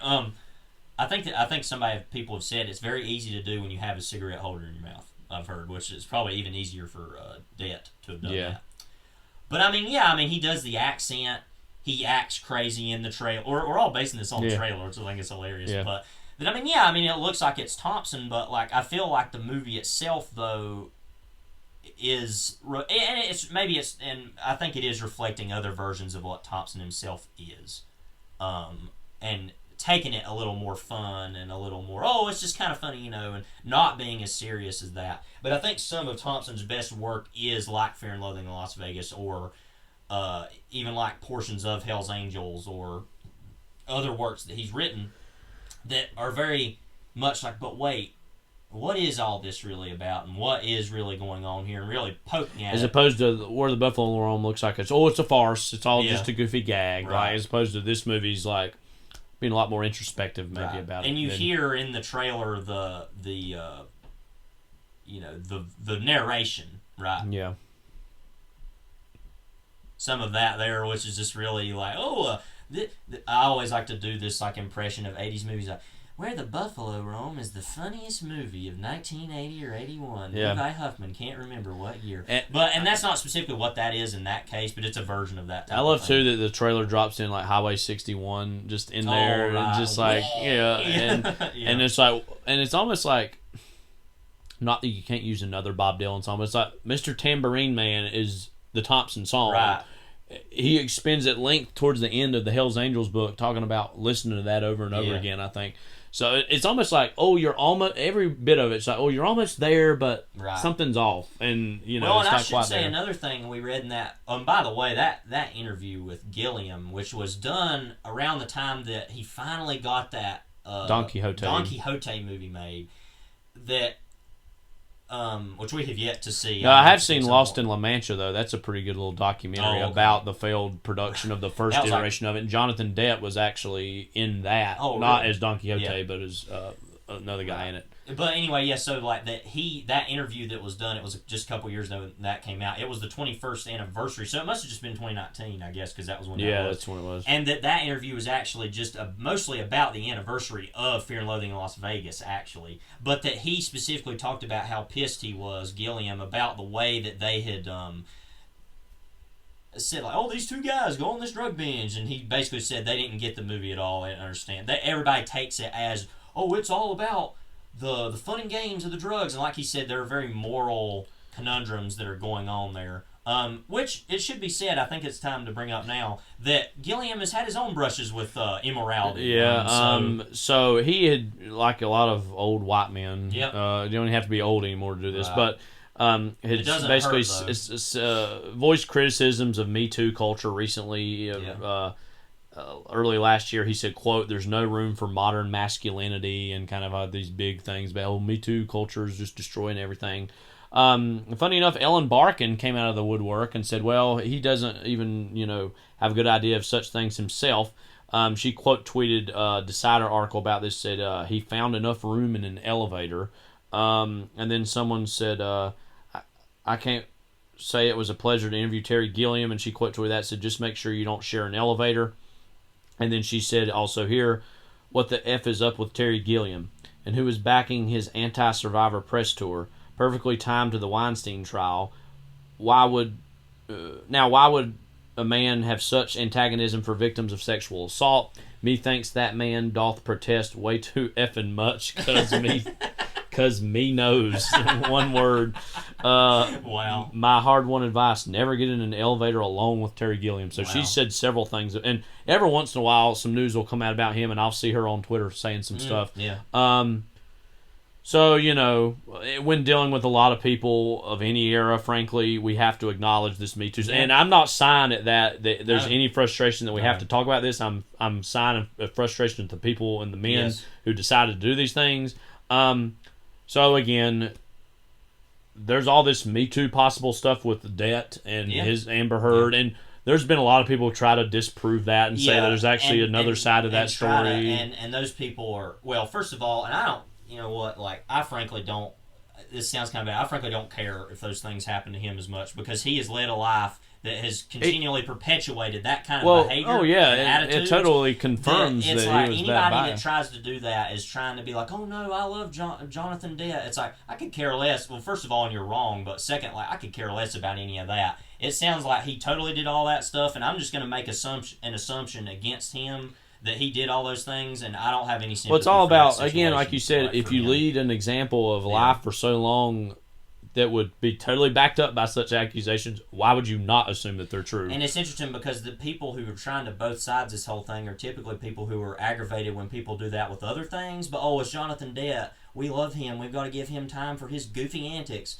No. And I'm not going to have anything to do with that. And then again, so Terry Gilliam, anyway, I respect him a lot as an artist, but he seems like a very prickly, hard to work with person. Let's even take out the Me Too stuff. Just with the things he said about Schindler's List for one example. That, but also just his whole production history in terms of dealing with executives. Now, a lot of that, it sounds like he was more on the right side of the certain creative arguments. However, he just seems to be a relatively abrasive individual. Yeah. That, again, such accusations I hear, and I'm like, yeah, sure, why not? I would totally believe that that's true. So, again, I respect Gilliam a lot as an artist.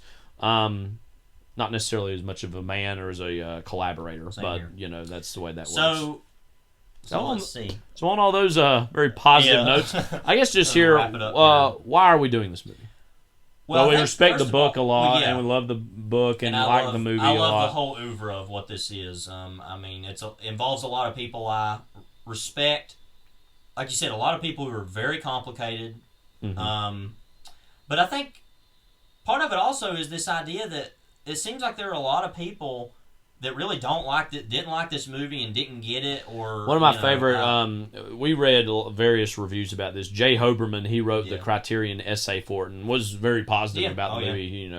He's one of our best film writers. But he said something I think that gets to probably what a lot of people think when he was recalling what Newsday critic John Anderson said in his review, when he said the very opening of the review was apparently, quote, "If you got it then, you'll get it now." Yeah. And I kind of think that's a hilarious sentiment. Like, those druggies are at it again. You know what they said back in the day was dribble. It's dribble now in the same way it was back then. Right. And I don't agree with that, but I understand where that would come from, because also, I'll just read from something else Jay Hoberman says. Given that the 60s remains the most maligned and oversold decade of the American century, Fear and Loathing in Las Vegas is clearly not for everyone. And then he says that about what John Anderson said. And then he says, at once prestigious literary adaptation and slapstick buddy flick, this is something like Fellini, Cheech and Chong.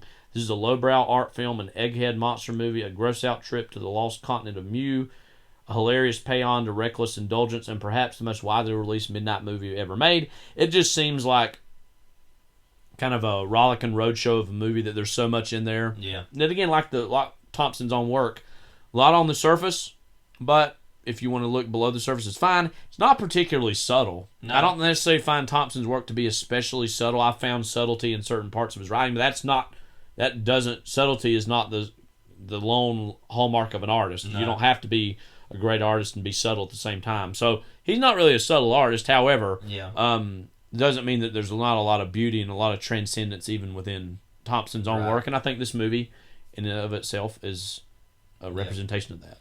Yeah, and like I said, I think that the movie does get, and like Gilliam said, what it does get is the moral complexity of the issue. We talked about this earlier. Is that essentially the way that I view the story is his idea of look at Las Vegas, this kind of pantheon to this kind of old conservative senses of making money and obsession with money, and also the kind of performers who perform there are very conservative. You have this district attorney and police convention going on. You have all these different things. And so look at these people and pointing the finger. But then there are times when he does point the finger at himself, but overall the book kind of, I think, asks you to think, but what about you? What are you doing, and how are you spending your time, and being a total psychopathic maniac? Like, and like I said, there are those moments like the scene in the diner, or like these times when he's confronted. This isn't as much of that, but when he's confronted with, oh, but you are Thompson, aren't you? Like, you know, and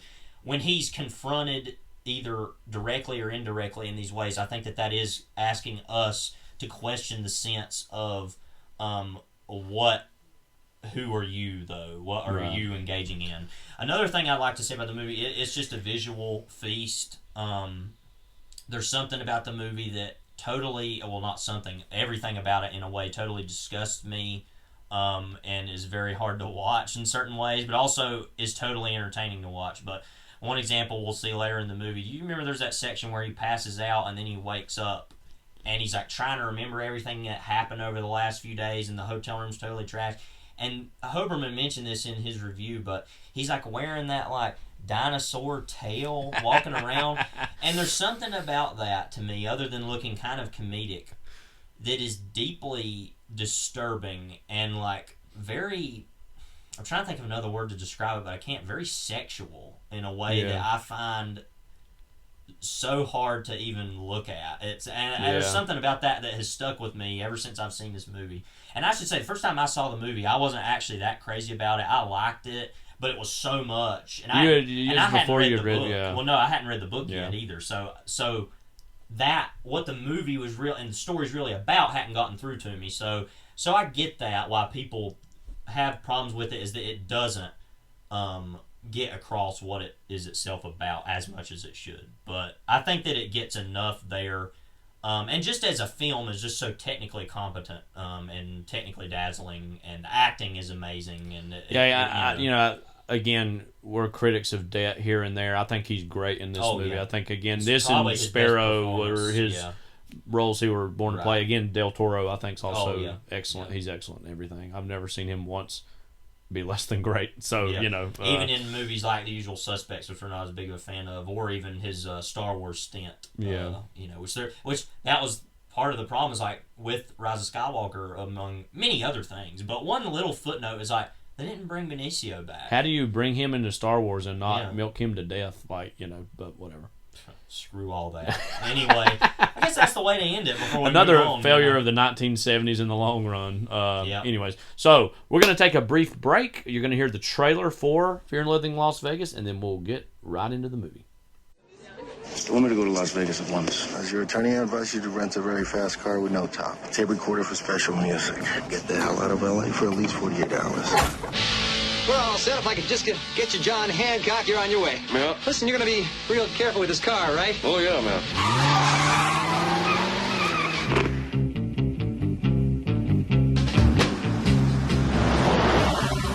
Let's give the boy a lift. We can't stop here. This is backcountry. Damn, I never rode in a convertible before. Get out.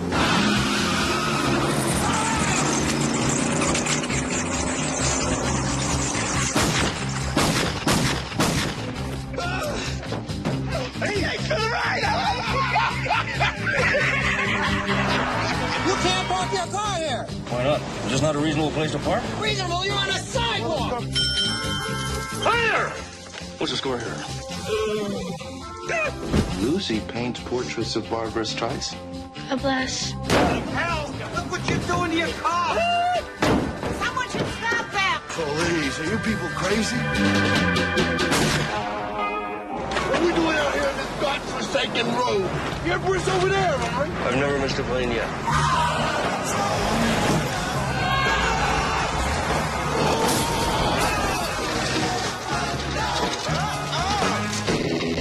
Universal Pictures presents the story that defined a generation. Johnny Depp. Hey, good morning, how are you? Benicio del Toro. Let's get down to brass tacks here, man. How much for the ape? Fear and Loathing in Las Vegas. A Terry Gilliam film. All right, now I've got to go. Some lunch? Radio, man, radio. And here we are. We're back. Not the best trailer, I don't think, for that no, movie. Also, they didn't call him by his true name. Yeah. Jonathan Dett. But I guess they're behind the times. Yeah, I guess so. Yeah. I mean, Gilliam. I guess it was made 20+ years ago. Well, Gilliam didn't like the thing, didn't like the trailer anyway for other reasons. So maybe he was right. Yeah. You know? All right. So Levi, give us the rundown for why Fear and Loathing in Las Vegas is rated R. And it could even be unrated in some ways, I think. But NC-17. Yeah. Rated R for pervasive extreme drug use. Wait, really? At what point? And related bizarre behavior. Strong language and brief nudity. Yeah, because there's not an awful lot of nudity I remember in the movie, but like other than that, everything else about the movie, I'm like, maybe just up the ante on this one as far as the level that we go to. Yeah, I mean, I think the single biggest, most memorable thing for most people is the drug use. Yeah. So, Which, I mean, and that, whatever, I guess, and I'm not saying, make it unrated, because less people would see it, but people weren't pleased with it anyway, so it's like, well, what are you going to do, I guess. All right, so we're watching this off the Criterion Blu-ray. I think there's been several versions of this put out in recent years. I think there was a 4K that was even recently put out. Yeah, because they were in Arrow, that, maybe. Yeah, that Gilliam interview they had put out, they said they put out a 4K around that time for the 21st anniversary, I guess. We're watching the Criterion Blu-ray. We're going to hit play in 5, 4, 3, 2, 1. I guess this might be our last Universal for a little while. I don't know, but we've been doing a lot. Yeah, for a time, anyways. Again, we are not in the pockets of Universal. Nope. Though it would seem that we are, but I've yet to receive a check in the mail if we are. Well, we're not doing it for money, as we said. So. But again, Gilliam's had a tortured history with studio productions. Baron Munchausen's known as one of the biggest bombs of all time, which I don't think is actually exactly true, but it got that reputation. Yeah, I didn't say for this one, I forgot to mention that it underperformed. I don't remember what the numbers were, but...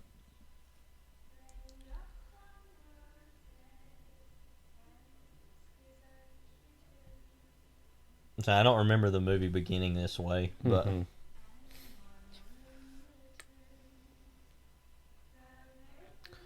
Obviously, those anti-war protests. Hubert Humphrey's Johnson's puppet. They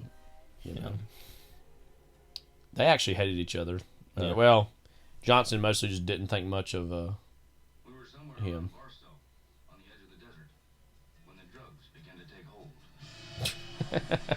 Rock loud. I'd say so. Big Brother and the Holding Company. Which Janis Joplin was in, of course.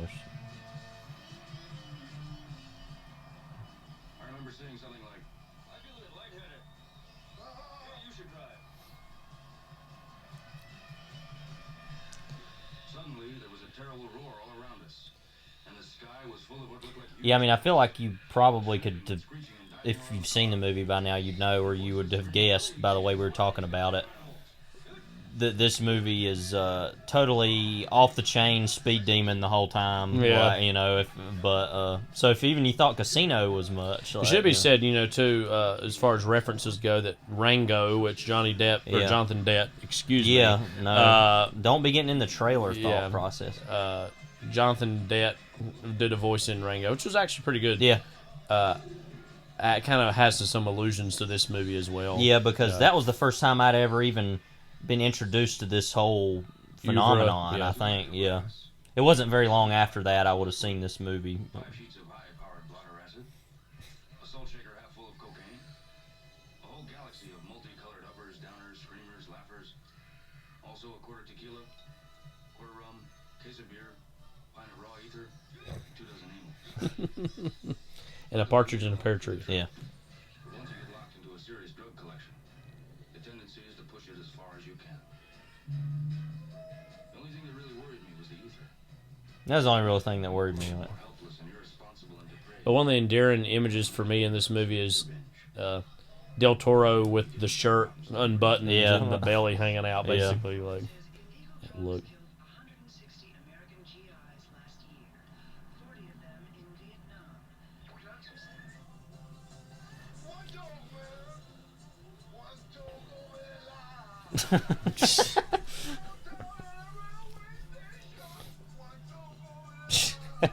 I mean, my favorite image in any movie maybe is later in this movie when he's getting on the plane. Yeah. And he does that like wave like at the camera. It's like, we'll see that later. But Tobey Maguire just before his Spider-Man fame. Yeah. He was in the Pussy Posse at this time. That should be said. Mm-hmm.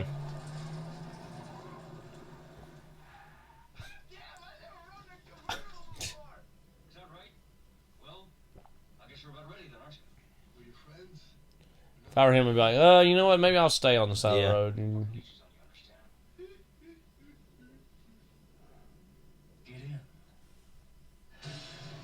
Yeah, because like I was saying, in the novel, there's a lot of accompanying Ralph Steadman artwork here and there of like his basically visual representations of the descriptions of the book, and this pretty much right out of the book looks exactly the same. This character, so there's a lot of other stuff like that too. But put a head in the desert? What? That's all that ever happens out there, I guess. I guess so.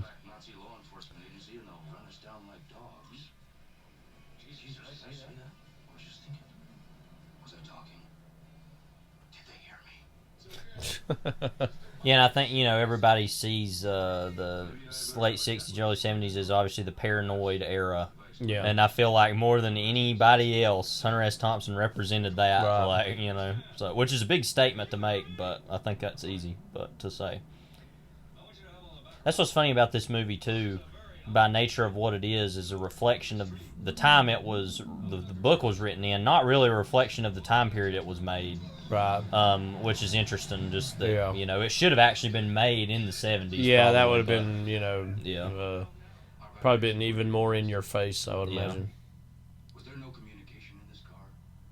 Had we deteriorated to the level of dumb beasts? I want you to understand that this man at the wheel is my turn. Who do you think could have made this in the 70s? Would it have just been Scorsese, or would it have been somebody else? See that, I don't know. In a way, I could see Ashby doing a version of it. Yeah, I could see that.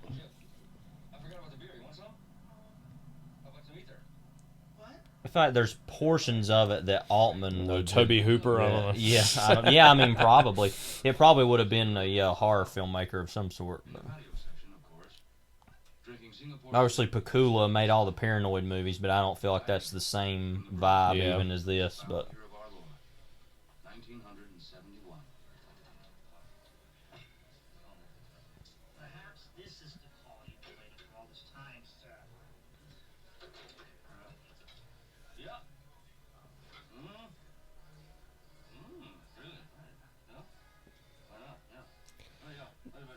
obviously, I feel like we might have said something about this back when we did Inherent Vice, that casting Del Toro in that as Doc's attorney, I feel like it's obviously a nod at the tip of the hat or wag of the finger, however you want to look at it, to this. Yeah. I never thought about it that way, but... What's funny about that, obviously, is that's funny enough, a far more like fog-headed, subdued... version of this type of thing, but this is like on cocaine, like I mean, you need the cocaine, like that's a movie fueled by pot as opposed to cocaine or whatever else, and ether and LSD and whatever.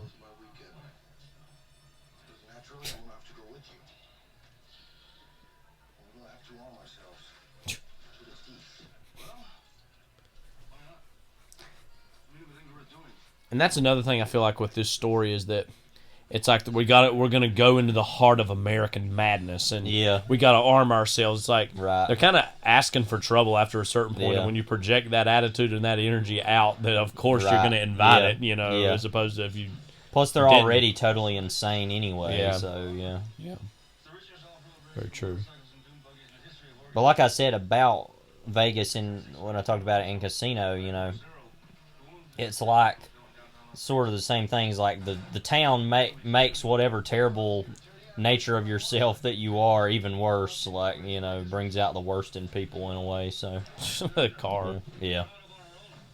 This was funny, is like most of the movie it's in those two other convertibles, so it's like, Yeah. weird to see him. Oh, I forgot he had a normal car, or well, normal other car. Getting hold of the drugs and shirts have been no problem. And shirts, that's just as important. Things to round up at 6:30 on a Friday afternoon in Hollywood. A car and a tape recorder are harder to get a hold of than drugs. Like,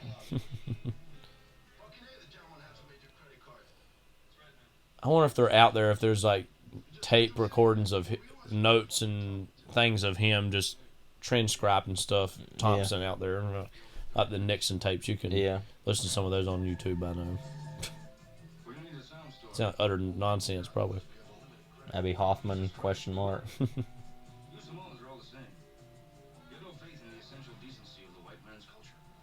It's a random, interesting moment in this movie showing L.A. culture before, because it's like barely in L.A. at the beginning of the movie, obviously. So.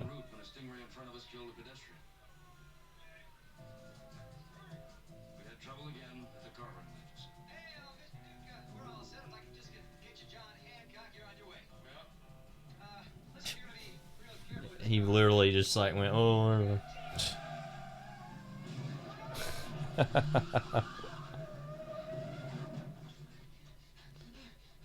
Holy smokes. You just backed over a 2-foot concrete abutment. You didn't even slow down. What were we going about I don't know, 45 miles an hour backwards? Hey. There's no harm done. Oh? I always test the transmission that way. The rear end for stress factor. This is really a nice pen. You fellas haven't been drinking, And he literally is drinking. Yeah. But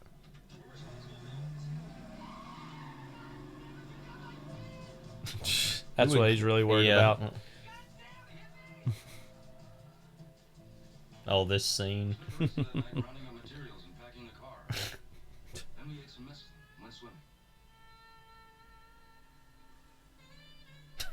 Wow. It's like where they film kind of towards the beginning of Chinatown. Yeah. Like, the American experience. Yeah.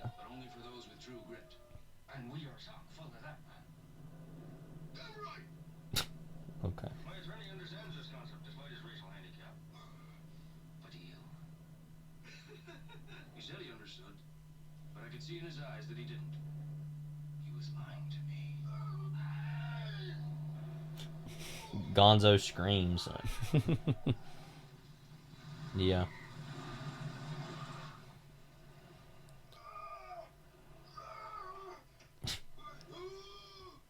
And whatever's going on Tobey Maguire's shirt, by the way. Yeah. Some Ralph Steadman fun.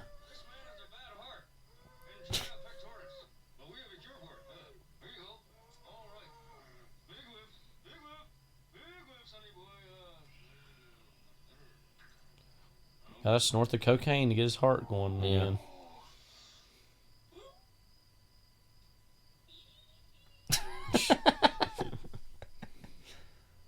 Well, take our pit stop.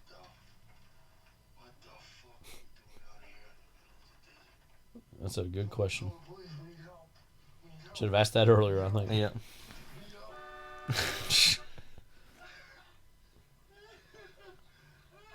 Look how much Maguire's sweating. Yeah. That hair for him, you know. Yeah.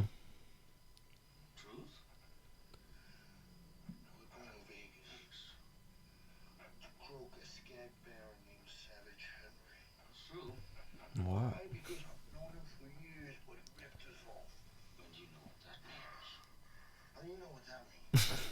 Don't remember that part of the plot. No, yeah. That's what we need is a gun involved. Yeah. This is not loaded.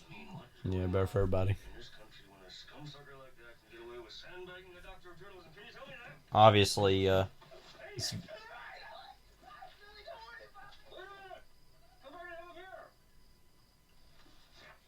that you know, all the dialogue is very much like Thompson kind of words, swine and scumsucker. Yeah. He uses all the same words all the time. Yeah.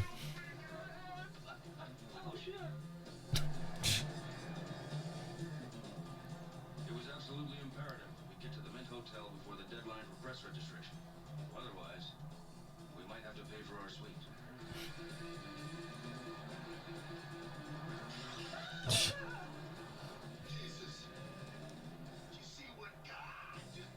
God. So don't put this on God. Yeah, you.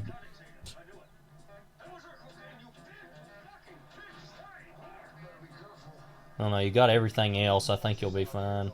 Yeah.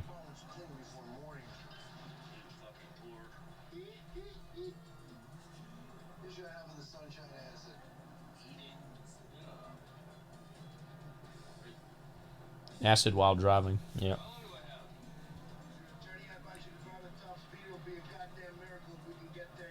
As you're attorney.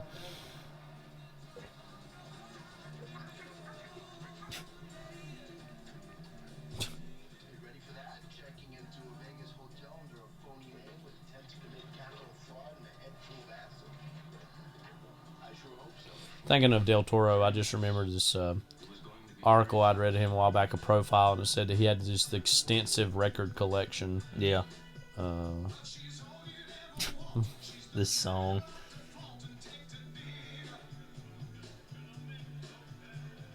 I wonder where they filmed that. I don't know if they filmed this. I'm gonna look that up. Yeah, I'm not sure where they filmed it at.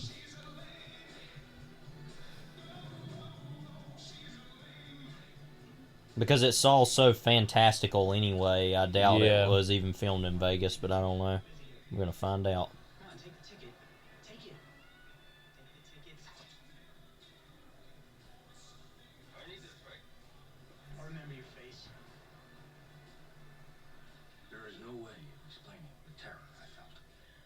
No, they actually did shoot there. Okay. Lasted 56 days, the filming in Vegas. But they did film some in L.A. too, so like at the beginning, I'm guessing. Yeah. So, no, they actually did film there. My blood is too thick for Nevada. I've never been able to properly explain myself. 56 days is a fairly long production. Yeah. Supposedly, it's saying here to get the period look of Vegas in the 1970s, Gilliam and Pecorini, who I'm guessing is the production designer, or Nicola Pecorini, the cinematographer. Oh, okay. That they actually used rear projection footage from the old TV show Vegas with the money sign as an S. So, but yeah, so not the what was the James Caan Vegas show or casino show? Was it just called like Las Vegas, maybe? No, it was. We'll look this up here. Yeah.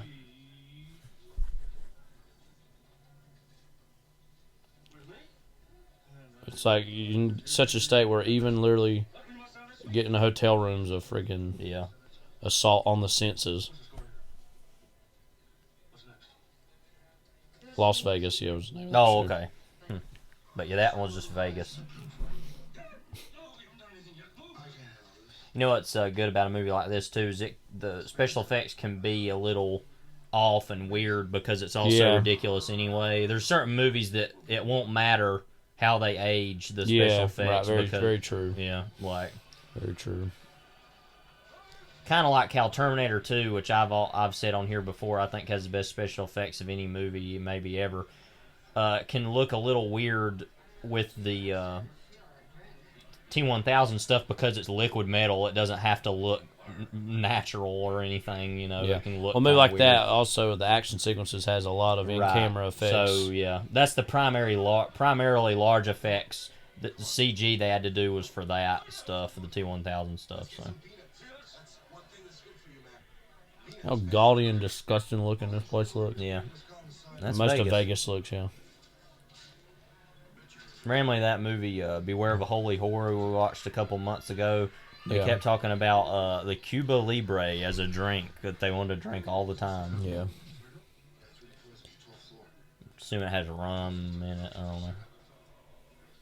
I couldn't remember.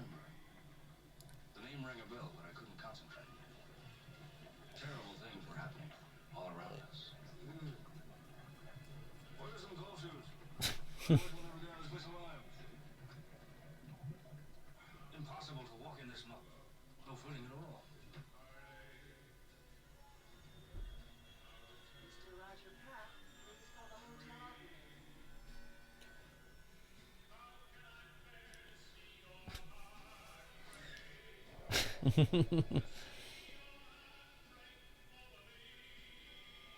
Imagine if you're just somebody watching him from afar, you know. Yeah.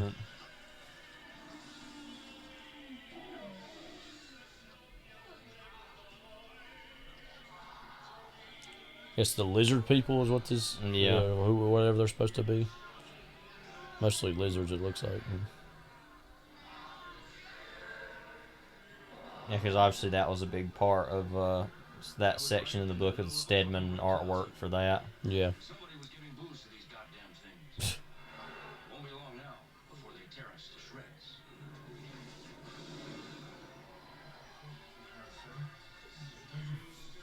How many people walking out by this point? Yeah. It's like you said there when you went to go see Wolf of Wall Street, there was that older couple that it was literally in the first 5 minutes when DiCaprio's snorting cocaine out of a hooker's rear end. Yeah. It was just like this very nice little older couple. They just very slowly stood up and walked out, didn't say a word, but they're like, not for us. Which, fair enough, but yeah.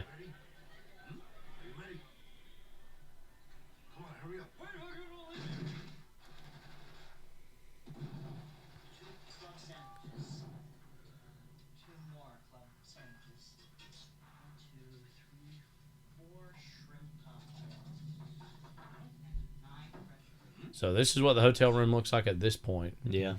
Chart the... well, they go to a different one later, too, so, yeah.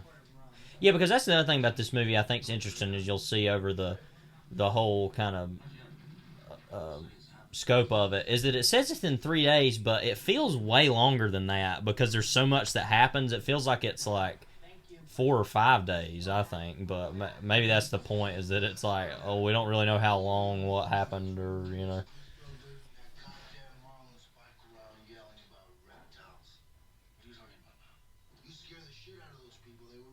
Because towards the end of the movie, I said there's a point where he passes out, and there's like an indeterminate amount of time that had gone by. Yeah. To the point where I wonder if it's actually been like maybe a week. I don't know. Like,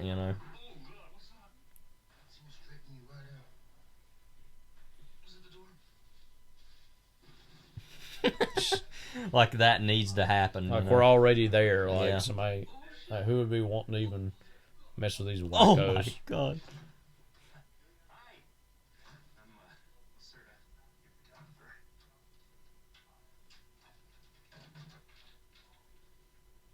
This guy.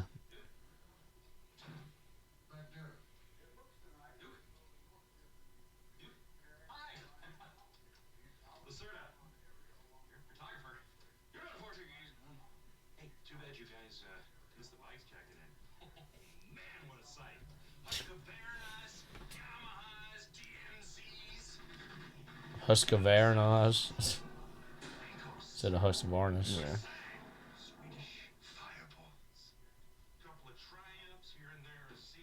That's what is interesting, about this character is obviously it did it very unsubtly there, but is almost looks like a Vietnam War photographer, just the way he walks around looks like, Not quite like Hopper in Apocalypse Now, but more clean. It's a whole other Well, that's just a level of depravity that only few humans have ever reached, I think. Yeah.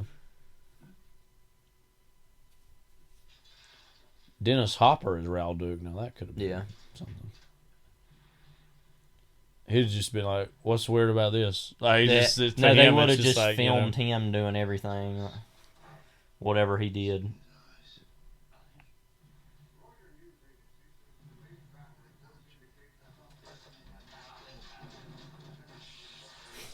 But yeah, and they were talking about, in this movie, in some of the reviews and interviews we were reading that,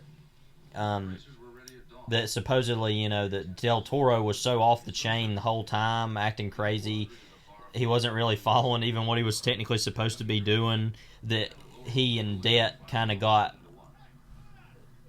Well, it was all just confused about Det. Was like, Gilliam was telling Det, like, oh, you need to kind of play to what he's doing or whatever. And he's like, no, I'm going to do what I'm going to do because I know what I'm doing. I don't care what he's doing, basically. So, yeah. Yeah. It all, I think... seems like it's all part of the same madness to me, but that's what editing's for, I guess. Mm-hmm. The absolute cream of the National Sporting for whatever this is. Like. Here in Las Vegas, it's a very special moment in sport. When it comes to a thing like this, you don't fool around.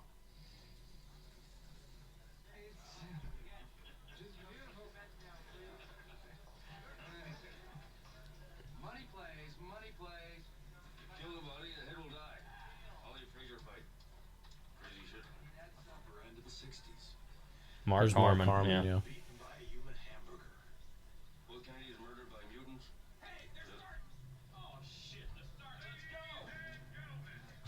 go. There I don't. Oh, we gotta actually cover this thing.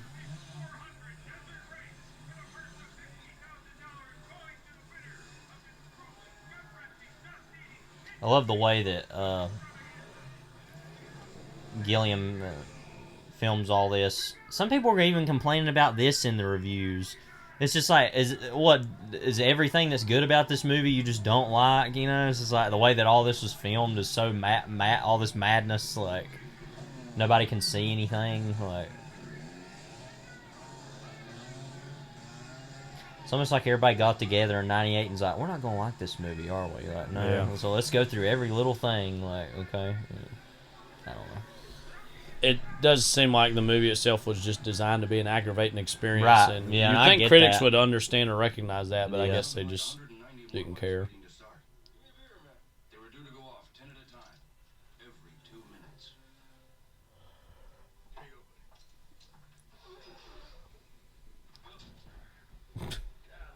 Shit. Damn it, what day is it? Saturday? More like Sunday. Okay.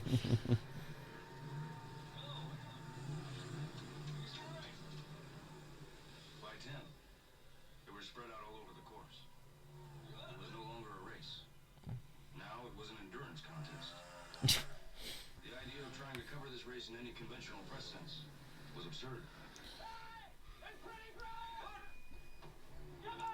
It was for Sports Illustrated. It was in real life sent to write this for, right? Was it? Yeah, I think so. Yeah, because I said Rolling Stone, but I think it was Sports Illustrated. And I think he turned that in. He did kind of cover it, but then they were like, "What is this?" gibberish, Like, yeah. So Of course, at this point, you're quoting from Apocalypse Now. yeah, it's weird. Which wouldn't have been made at this time. Yeah. Weird.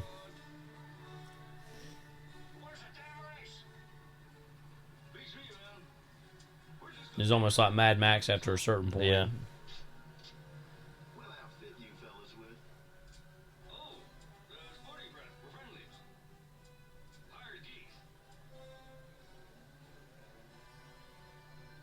Oh, that's that Richard Reel. Yeah, From Casino. Yeah, he must have driving. still been hanging Yeah, around the he waited Vegas 3 years. area.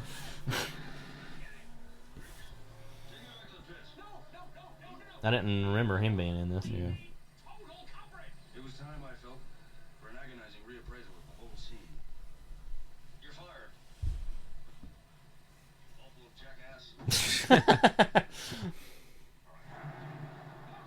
I mean, same could be said about him, arguably, but.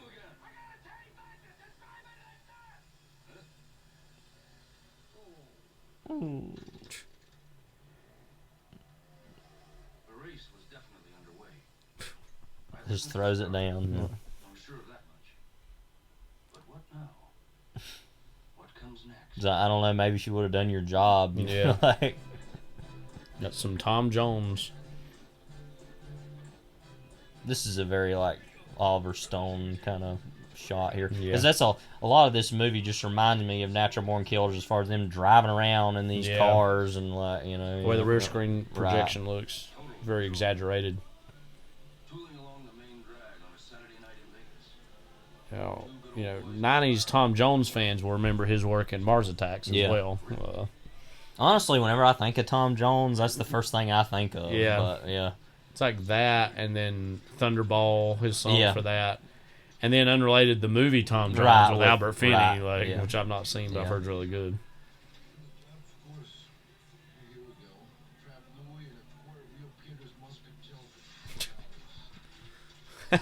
Yeah, I like, just love people who rip things out of and it's like you're magazines or never newspapers gonna- and put them in your pocket. Yeah, it's like you're never gonna find it. That's I don't- what caused Tony and Melfi to break it off in Sopranos, basically. Oh, that's right, because he ripped that out of the She was going to dump him anyways, but yeah. Don DeLillo for a second. Yeah.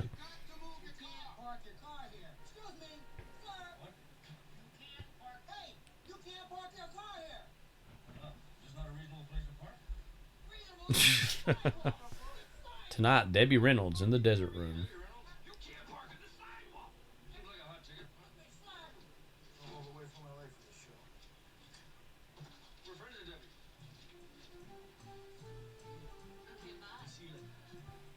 This was Bob Hope's turf. Frank Sinatra's. Spiro Agnew. Okay. The place fairly reeked of high-grade formica and plastic palm trees. Clearly, a high-class refuge for big spenders. You started the show stage? Sorry, sir.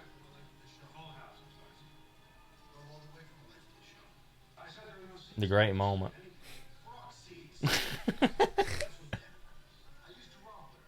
He used to romp with her. I just love how classy and elegant Debbie Reynolds looks, and then he's showing up like, "Oh, I'm old friends." Like, Yeah. what? You?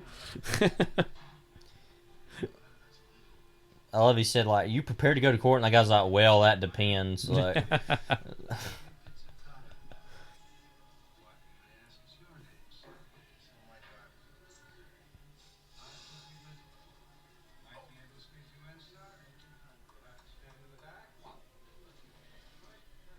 After a lot of bad noise, you let us in for nothing.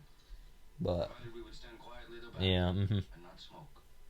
Two big no-nos for them. So. Yeah, like, wait, what? I don't know what the bigger problem is. Probably the quiet.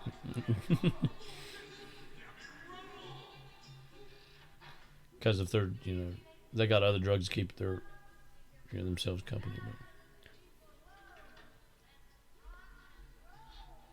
Deep down, I know Debbie Reynolds obviously like Singing in the Rain, Carrie Fisher's mother, all this stuff. I still deep down think, oh, the mom in Halloween Town. Right, like, yeah. I always will think of her as.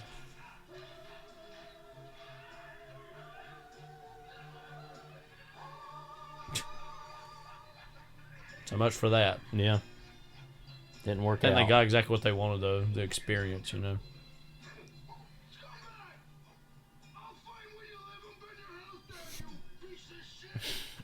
Okay. In 2 minutes, he'll forget any of that happened.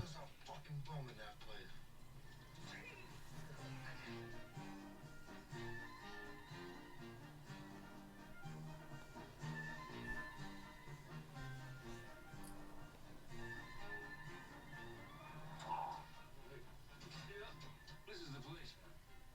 They'll never fuck with us here. Yeah. Where's Ethan? Let's go start working.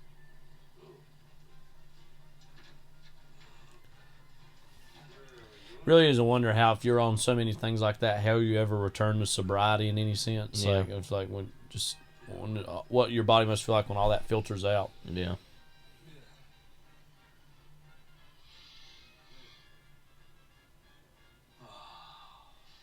Devil ether. It makes you behave like the village drunkard in some early Irish novel. Basic motor skills. Blurred vision, no balance, numb tongue. The mind recoils in horror. Does that say, what's the point of doing it? Yeah, look at him. It's interesting because you can actually watch yourself behaving in this terrible way, but you can't control it. You approach the turnstiles and know that when you get there, you have to give the man $2 or he won't let you inside. But when you get there, everything goes wrong. Some angry Rotarian shoves you and you think, what's happening here? What's going on? Rotarian. You hear yourself mumbling.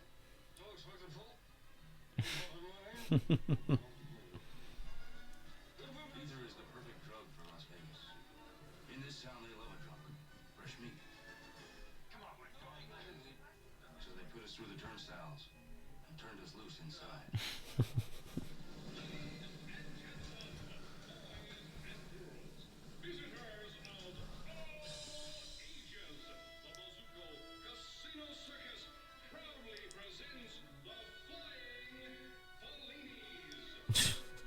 And she's like pregnant, it looks like. Yeah.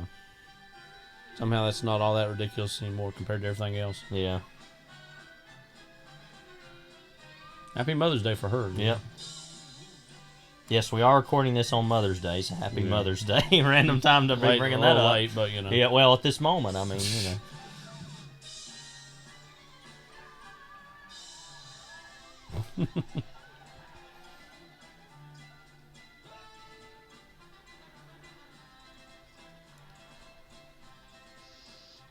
Yeah, I mean, I feel like a place like this, even without being on drugs, is asking for this horrific, distorted idea of reality. Yeah. Just, everything's so strange and off kilter, anyways.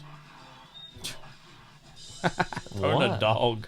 I don't think that was a dog. I think it's like a ferret or or Wolverine like or something. Wolverine. Yeah. I think. Yeah.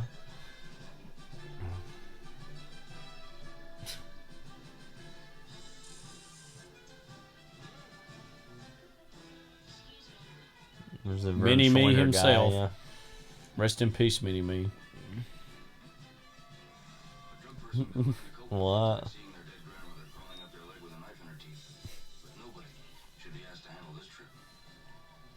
What about this is, well, this is Yeah. that much worse than that. Yeah.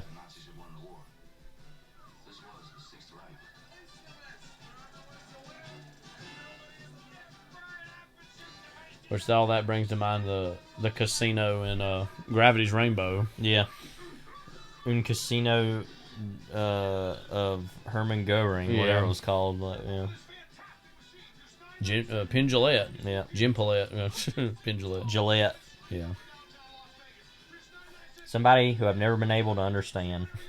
Not even what they're saying, I understand that, but like, what are you, like...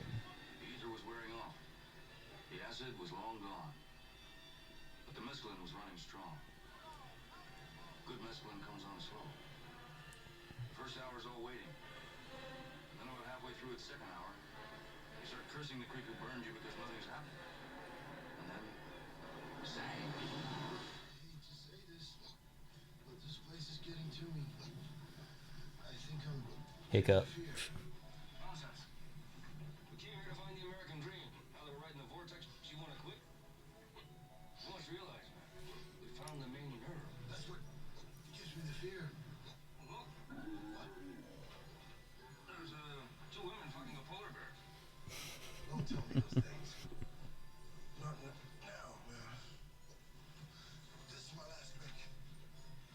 There's a lot going on in these shots. Yeah. Where it's like the camera's moving, they're on this dice that's moving, the actors are moving. Like blocking this would be a pain in the you know what. Like all the lighting that's going on.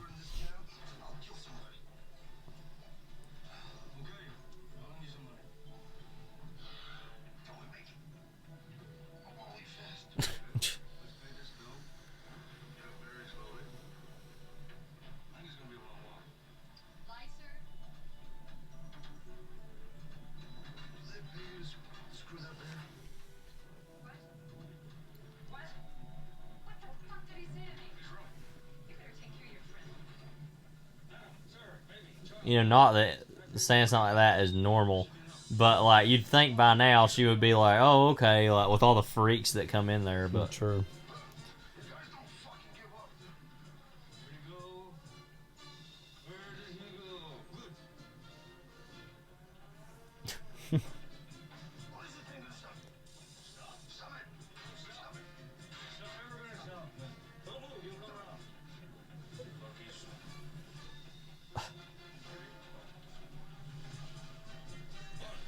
And editing a sequence like this together too, I can't even imagine sound design in it.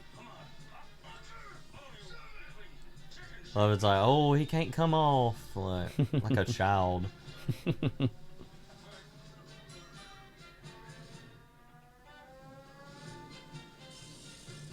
Just drop kick him off, you know.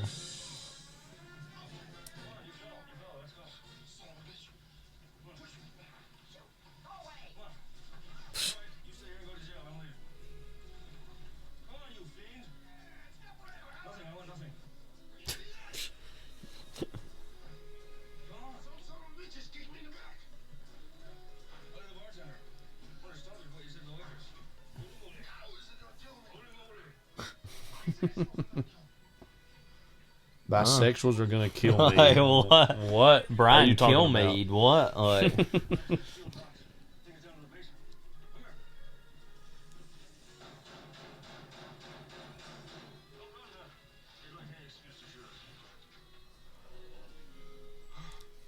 You know things are bad when Thompson's the one that's, you know, the model of sanity, so to speak, amongst these two. Or Raoul Duke, however you want to characterize him. Like I said, there's kind of no difference in a lot of ways. Thompson himself was a persona. I don't think any town's good for psychedelic drugs, by the way. No. But.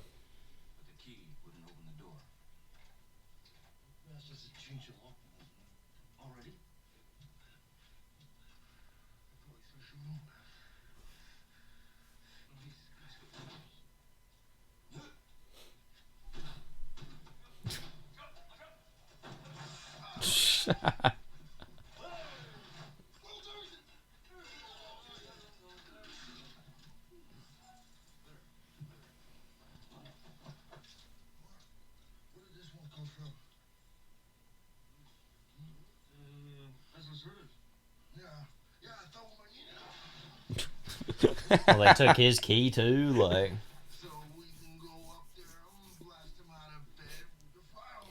How would you even get that connected in there, you know?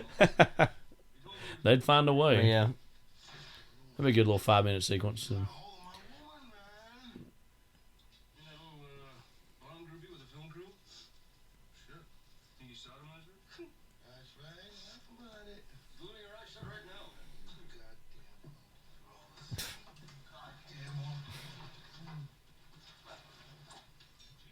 Why did he keep that under Yeah. there? I think he just had it on him, but yeah.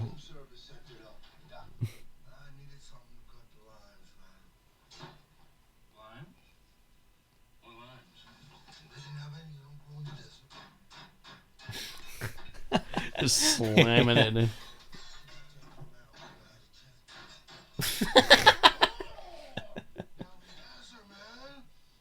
Wow. I remembered the girl. We'd had a problem with her in the elevator a few hours earlier. My attorney had... Oh, that's the Cameron Diaz character, yeah. Yeah.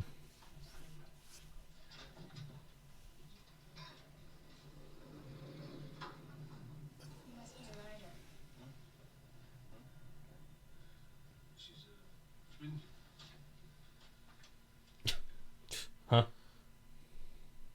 What class are you in? Class? The fuck do you mean?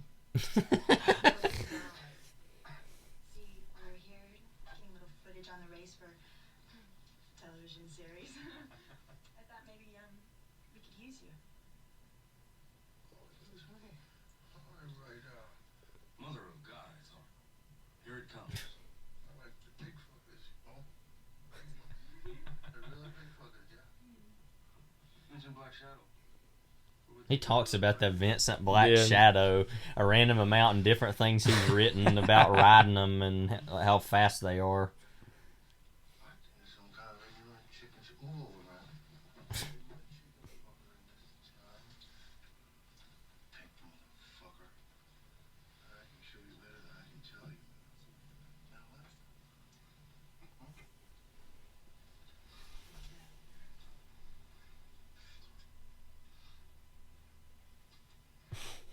Trust me, do you? Huh? Put the smile on. I mean, why would anybody ever?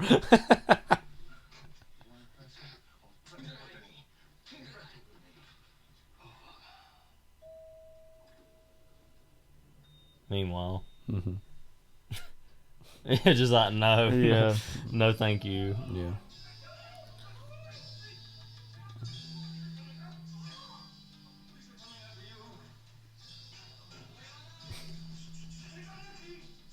Oh, this song.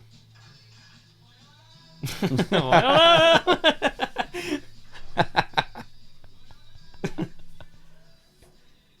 forgot about that song. Not even in this movie, just in general. Like, Yeah. Sometimes you need a good reminder, you know. well, no. I just realized, this has all been a flashback. Randomly. Yeah. That's probably why it feels like longer than 3 days, maybe, is that it's like moves around between the days a lot. Time loses its meaning after a certain point in stories like these.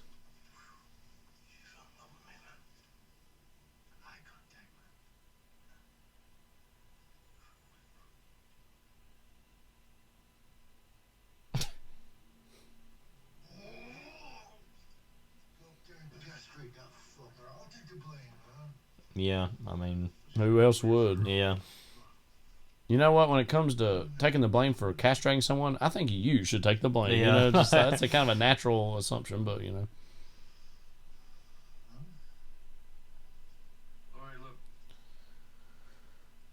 Fiona!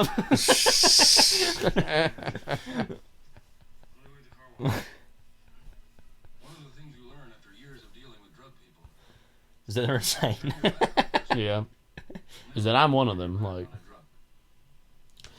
I wonder how serious he was about taking drugs after this kind of early 70s period in his life. I'm sure he did stuff here and there, but I don't think it was as heavy as this. Well, he lived a pretty long time, too, at least until his suicide, because into his 60s, I mean, you know, which is, you know, pretty old for that, you know.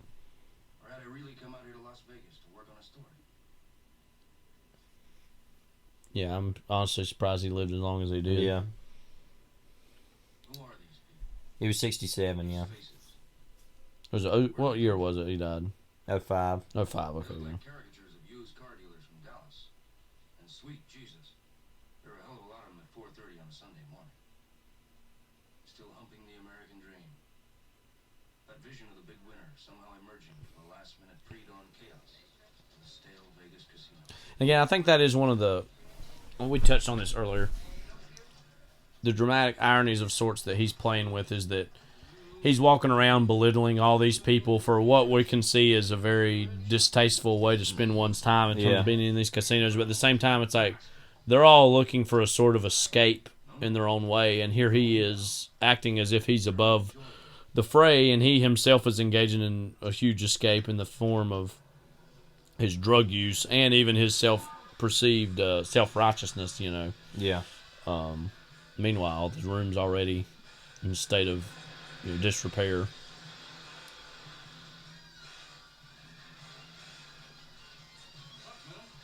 The fucking great deluge in here. Professor, you alone. Don't fuck with us, man.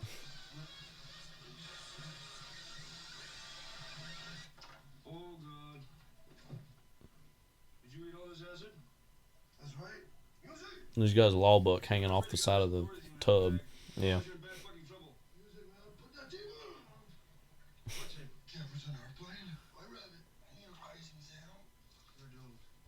I'll leave it here in 2 hours. Then they're gonna come up here and beat the mortal shit out of big staff right there in that fucking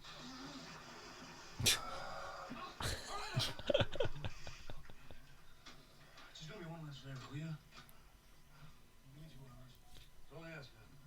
2 hours to sleep for a night.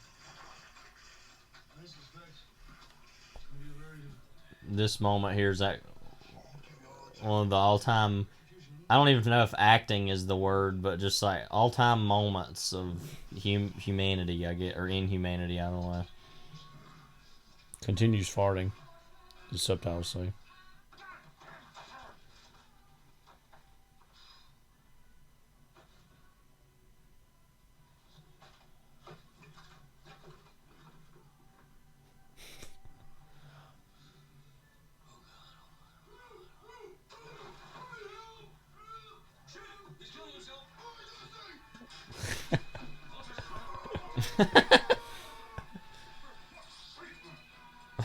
With this song, this whole moment, shouting incoherently.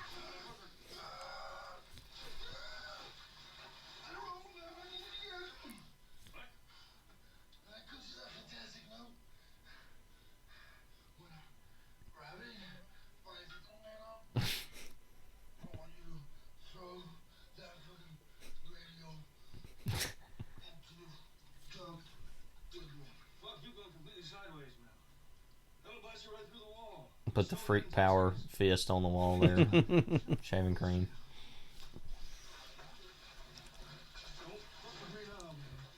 wonder if anybody's ever tried to revive the Freak Power Party. I'm sure. They're probably just libertarians, anyways. So. Yeah.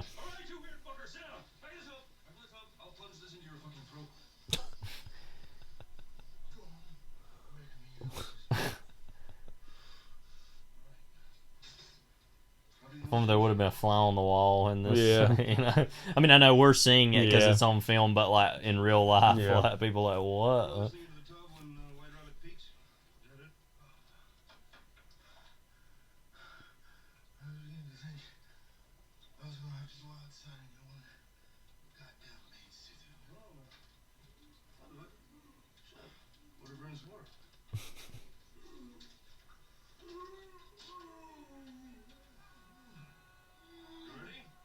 Any Jefferson Airplane takes? Not good.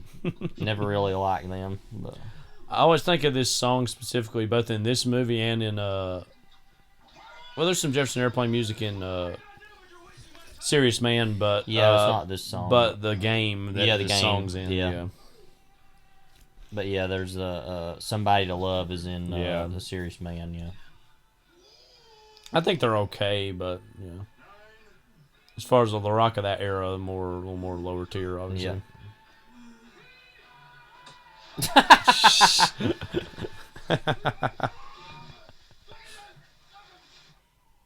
Is there any Doors music in this? I don't think so.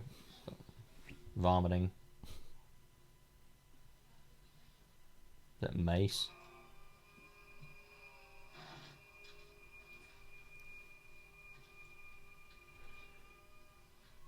You know, it just dawned on me that like who Benicio kind of reminds me of in this movie is like those like frog men and women in Rocco's Modern Life. Oh yeah, what was it? Those neighbors? Oh, I don't remember, but yeah, I'm gonna look this up.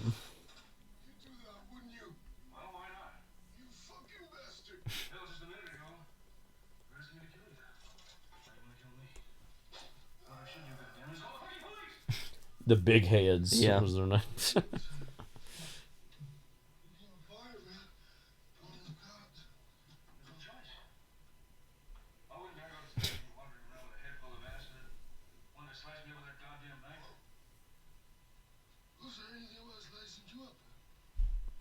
Oh God.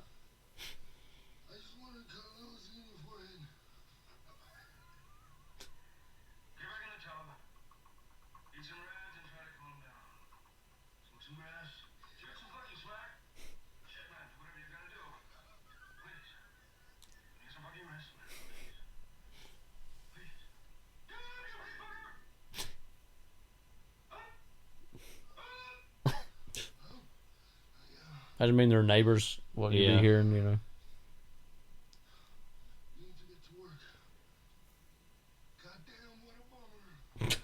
Yeah, I guess. Okay. Wearing like the bed sheet like a toga or something, or like a Hindu robe or Krishna robe, I should say.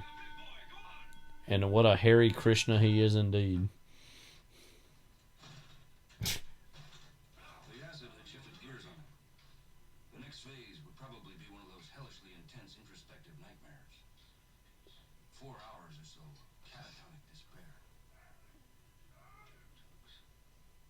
Yeah.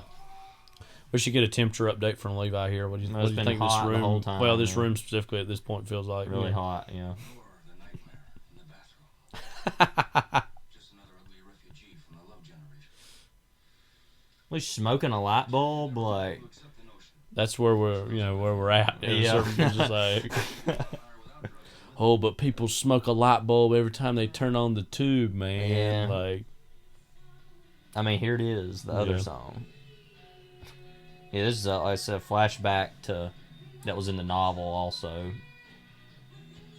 That was like to the 67 or Summer of Love, more or less, which is when that was. Not more or less, that's when it is. So. Mm-hmm. Which was, one of the most violent summers in American history. But Summer of Love, whatever. There's a lot of the various city riots that were going on at that point. 1965, excuse me. Well, there you go. not then. So Well, Summer Love was 67. Right. But, yeah.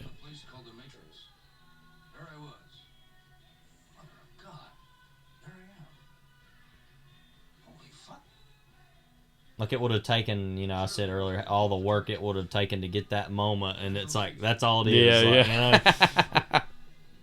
Which is cool that he's in the movie, Right. but it also it's like for that, you know.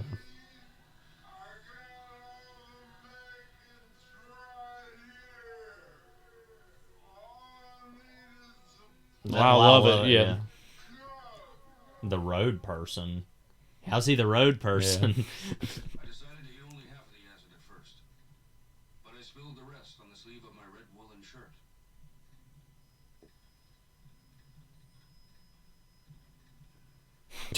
Flea. Yeah.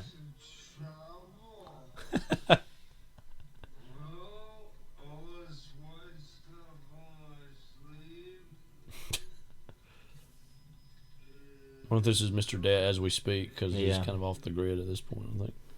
Yeah, I've been wondering about him, kind of not with much interest, but He was in that movie with Forrest Whitaker about like death of Tupac or Biggie. I can't remember who it was. Okay. Looked bad. It looked like it was direct to video almost. Or that's not. That's an outdated term now. I guess VOD. I guess. Always thinking that just behind some narrow door in all his favorite bars, men in red woolen shirts are getting incredible kicks from things he'll never know. City of Lies was the name of that. Strange memories on this nervous night. this song. Mm-hmm. One of my favorite / not favorite songs in Forrest Gump. I always think of. I like the way it starts, but you know.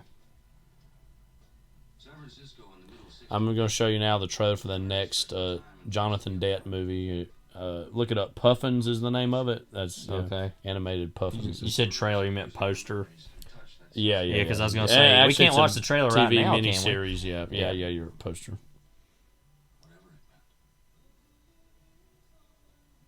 I mean, that's the only work he can get.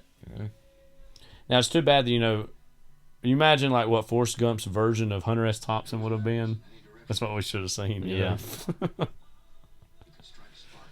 I'll go and tell our audience we will be covering that movie at some point because we got takes on it. But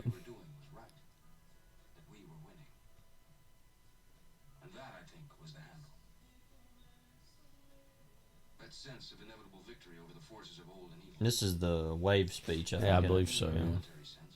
We didn't need that. Our energy would simply prevail. We had all the momentum. We were riding the crest. You see images or video of this whole thing, and it's like, imagine how it must have smelled, Yeah. above all else. 5 years later, you can go up on a steep hill in Las Vegas and look west. And with the right kind of eyes, you can almost see the high water mark. That place where the wave finally broke and rolled back.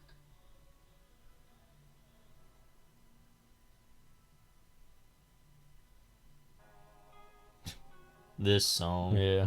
Mama told me not to come.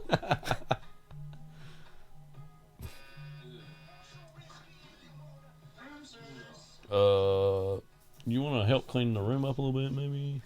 So, maybe I'm wrong here, but I feel like as far as them being in Vegas, this is actually like the second morning they've been there.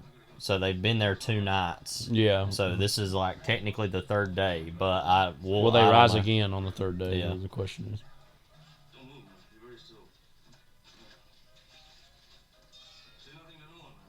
Nothing to no one. There's some air into this room. Or maybe not. Wow. Subconsciously waiting for the right moment. The bill was a factor, I think, because I had no money to pay for it. Our room service tabs had been running somewhere between $29 and $36 per hour. 48 consecutive hours. Incredible. How could it happen? But by the time I asked Well, when you're on drugs, I guess, Yeah. you know, there at that moment. rotten attorney of mine, Dr. must have sensed trouble.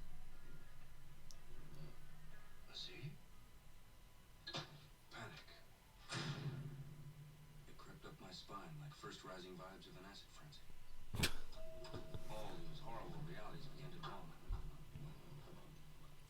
Now he's left to his own devices. Can he deal with it?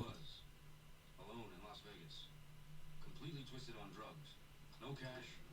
No story for the magazine. And on top of everything else, I had a gigantic goddamn hotel bill to deal with. I didn't even know who won the race. Maybe nobody. How would Horatio Alger have handled this situation? Stay calm. Stay calm. I'm a relatively respectable citizen. I mean, no. Certainly not dangerous. No. Luckily, I had taken the soap and grapefruit and other luggage out to the car a few hours earlier. Now, it was only a matter of slipping the noose.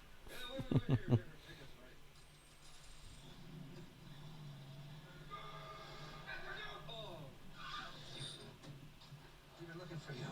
The game was up. They had me. Many fine books have been written in prison. Sir? What? This telegram came for you. Well, actually, it's not for you. It's for somebody named Thompson, but it says care of Raoul Duke. Do you? Does that mean anything? Yes, it means a lot. Thanks. Yeah, I checked the registry for this man Thompson. We don't show him, but I figured he might be part of your team. Oh, he is. Don't worry, I'll get it.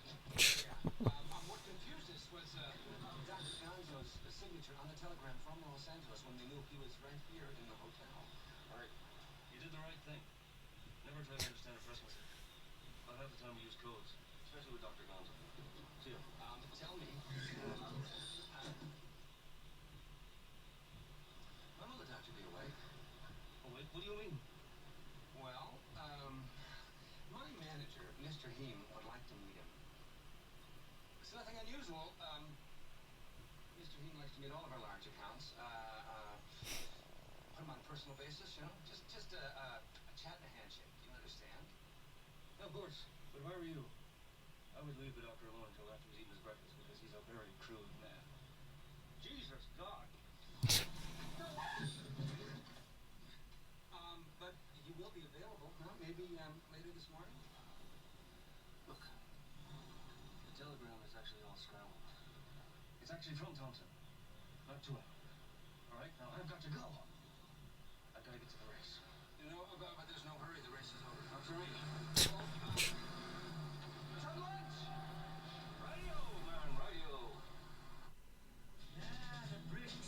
Oh, Bobby. Okay.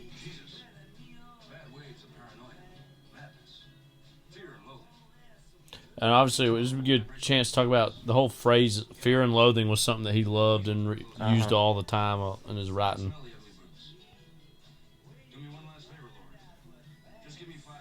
Because "Fear and Loathing" on the campaign trail, you've read that. Yep. Pretty good. 72 campaign trail 72. Yeah. Uh-oh, here he comes. The end. This song's from Blonde on Blonde. What's the name of it? Again. It's got some long name. Yeah. Hold on a minute, I'll look it up. Something Mobile, Edge of Mobile, something. Second side of Mobile with the Memphis Blues again. Yeah. Yeah. Understand the psychology of dealing with a highway traffic cop. Your normal speeder will panic and immediately pull over to the side. This is wrong. It arouses contempt in the cop heart. Make the bastard chase you. He will follow. But he won't know what to make of your blinker signal that says you're about to turn right. This is to let him know you're pulling off for a proper place to talk. It'll take him a moment to realize that he's about to make a 180-degree turn at speed. But you will be ready for it. Brace for the G's and fast heel toe.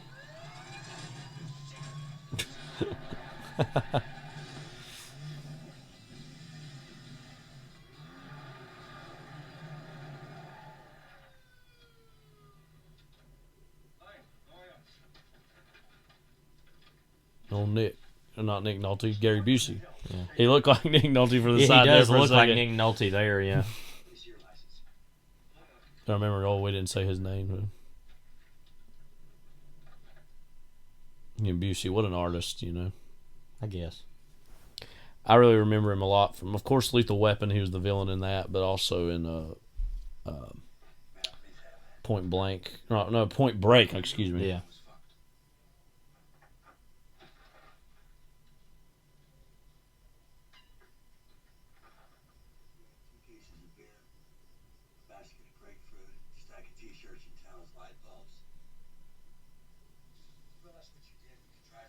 Yeah, I know. I'm guilty.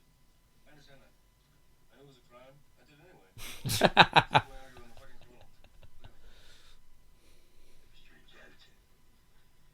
When you confront a student about their grade Yeah. in terms of consequences and why they're there. Just up ahead. I'd like you to go up there, pull over, and get a few hours sleep. That's not gonna help me. I'm gonna wait for too long. 3 or 4 nights maybe. Can't remember. I go to sleep now. I'm dead for 20 hours. What do you carry in 2 cases of soap? I want to stay clean. Yeah. What I put in my book as of noon is that I apprehended you for driving too fast. I advise you to proceed to the next rest area. Stop! I advise you to proceed to the next rest area. Your destination. Right. And take a long. It's just now really occurring to me that like Gary Busey and Jonathan Dett have shared a scene together. It's just really now just dawning on me. Not my jurisdiction. City limits in 2.2 miles beyond the rest area. Can you make it that far? I don't understand what this cop's like goal is either. Yeah. It's like, why don't you just arrest him? Like, Yeah. you know.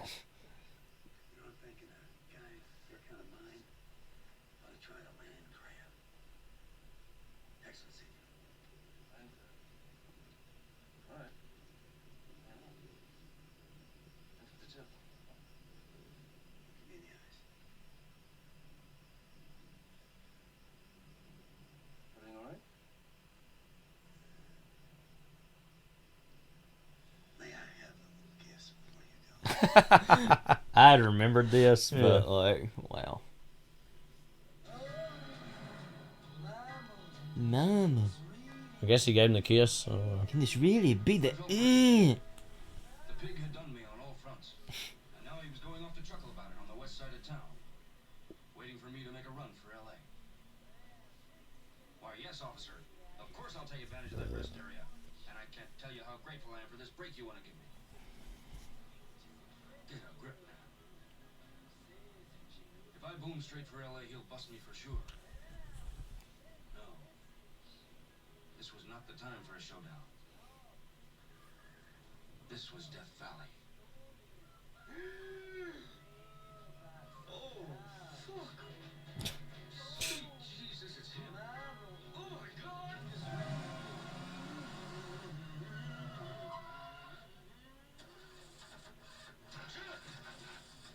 Come on, you fucking bastards. Oh, God, oh, God, oh, God.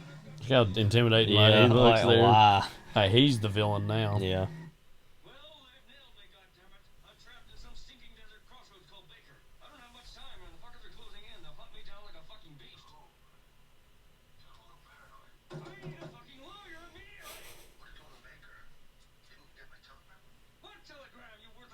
Got the Nixon Agnew sticker on. Yeah. What is all that?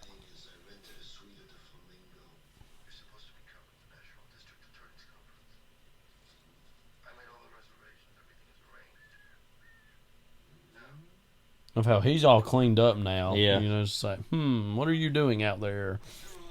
It's like, you were wanting to die via, you know, cassette player as White Rabbit plays not too long ago. That shot. Mm-hmm. Yeah, I brought up Mad Max earlier. It's almost like that, you know, he's not that far off from that world. Yeah. All energy flows according to the whims of the great magnet. What a fool I was to defy him. I was going back to Vegas. I had no choice. I had to get rid of the shark. Too many people might recognize it, especially the Vegas police. Luckily, my credit card was still technically valid. Technically. How long will that last? It was a superior machine. 10 grand worth of gimmicks and high-priced special effects. The rear windows leapt up with a touch like frogs in a dynamite bomb. The dashboard was full of esoteric lights and dials and meters that I would never understand. If the pigs were gathering in Vegas, I felt the drug culture should be represented as well. Wow. That's only fair. Yeah. Bent appeal in the notion of running a savage burn on one Las Vegas hotel and then just wheeling across town and checking into another. Me and 1,000 ranking cops from all over America. Why not? Move confidently into their midst. Welcome to the Flamingo Hotel, sir. Sir? Hi. Okay.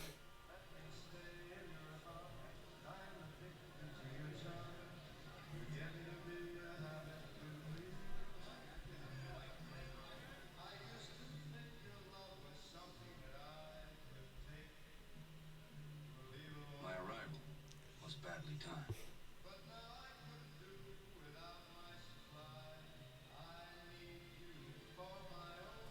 Different vibe in this place even than the last one.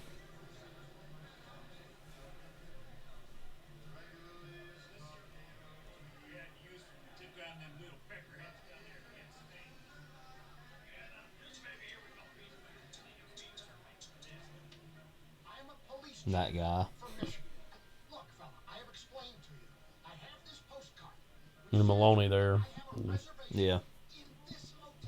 I'm very sorry, sir, but you're on the late list. So your reservation has been transferred to the Moonlight Motel, which is just out on Paradise Boulevard. We've already paid for our goddamn room. Well, it's actually a very fine place of lodging, and it's only 16 blocks from here. 16 blocks. Yeah. You listen to me, you filthy little bastard! I want a manager down there! Now! Now! Now, because I'm sick of listening to your dog shit! His response. Very sorry, sir. Get off me! Get away from me! I owe you a cab. Sure, I'll call you a cocksucker.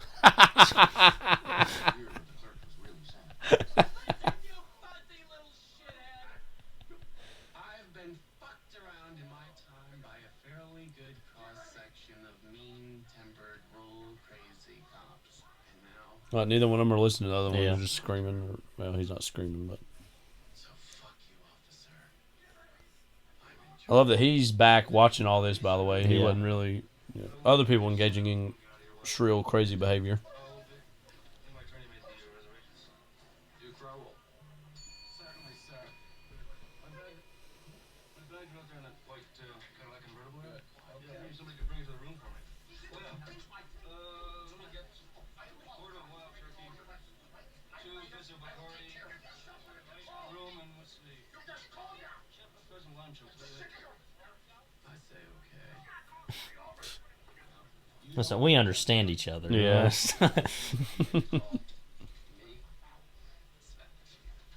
Sven. Bawling.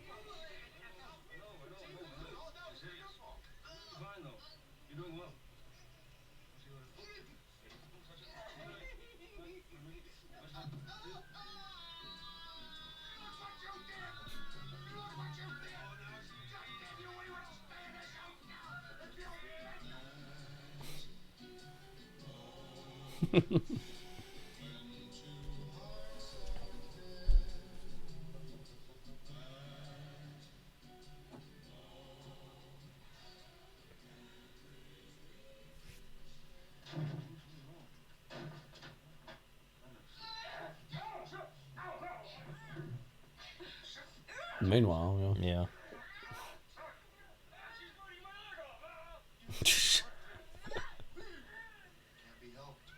Can't be helped. I mean, it could be, but whatever.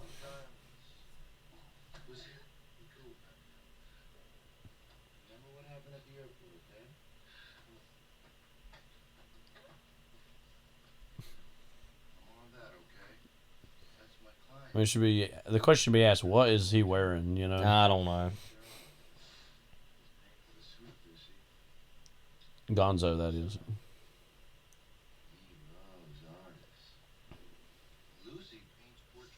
first choice. Right? I do these for TV. Really? She came all the way down. What's the name of that town? Montana. That town called Montana. I mean, kind of is. Yeah. We're going over to the Americana tonight to meet her backstage. I desperately needed peace, rest, sanctuary. I hadn't counted on that. And just a shot like this, we've seen it all across the movie, but it draws attention to just the ugly, disparate juxtaposition of certain colors, like the green and that pink, and then his clothes, and just this whole movie is just like a gaudy monstrosity, in terms of its color design, intentionally so.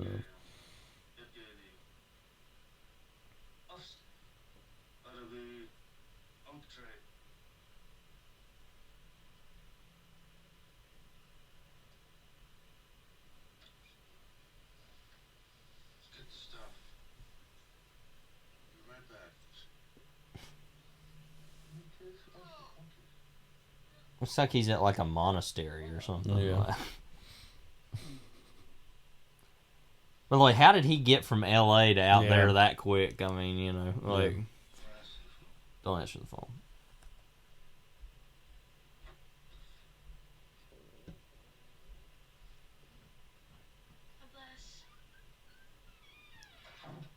Christina Ricci of Casper fame.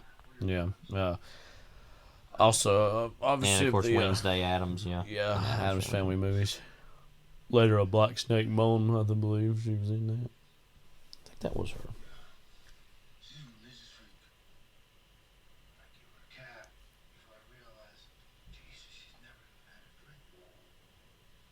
Well, it'll probably work out. Keep her loaded and then tell her rest at the drug convention. Yeah, she's perfect for this kid. These cops will go $50 ahead to beat her into submission and then gang for her. We can set her up in one of these backstreet motels, hang pictures of Jesus all over the room, and then turn these fucking pigs loose on her. Oh, she's strong. She'll hold her own. Jesus Christ, you know this. I never expected to hear you actually say that kind of stuff. You filthy bastard. Straight economics, man. This girl's a godsend. I love how much there's different points in the movie, it ebbs and flows of like, no, I'm the psycho. I can't believe you're the psychopath. Yeah. No, I can't believe you're doing this. Yeah, Like, that's a good distillation of paranoid states where, yeah.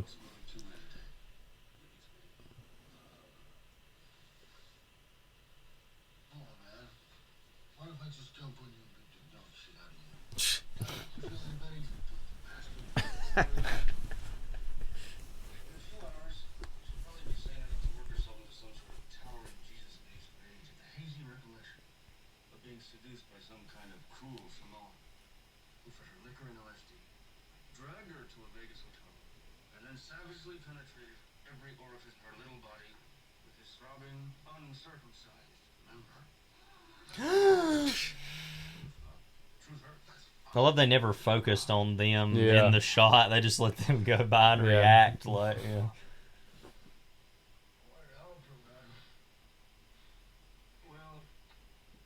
you'll go straight to the gas chamber for this one.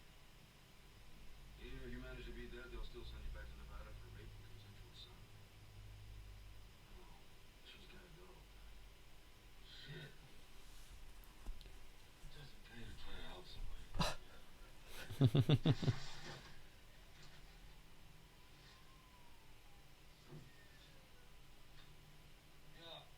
Hotel?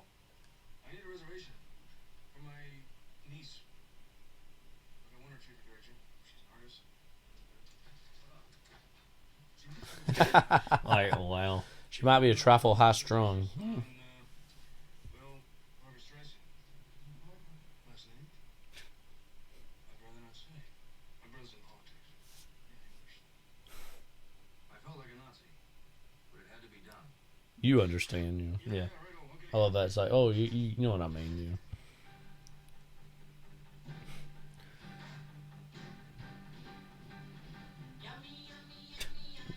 This has all the songs,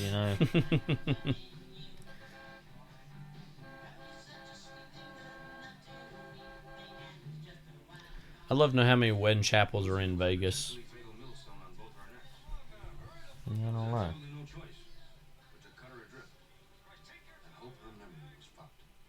Here's an extra $10, buddy.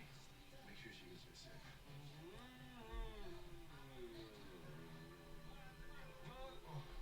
Not staff. Take off slowly. Don't attract attention. Too late. Yeah. It's funny to see for restaurant eat some red salmon. I feel a powerful lust for red salmon. Meanwhile.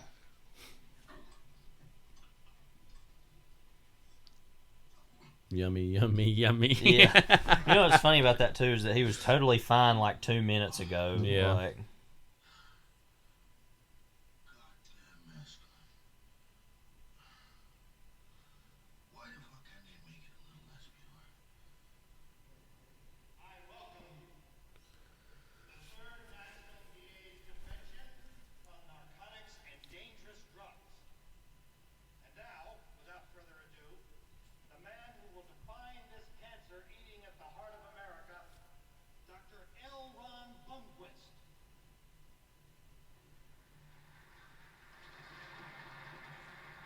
Bumquist, as we said earlier, it was like, yeah.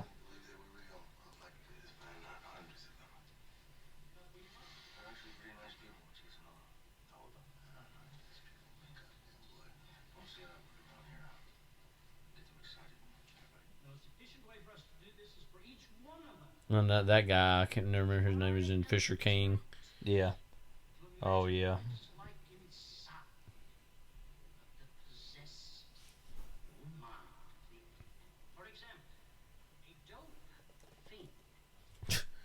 Refers to the reefer butt as a roach because Michael Jeter. Yeah. it resembles a cockroach.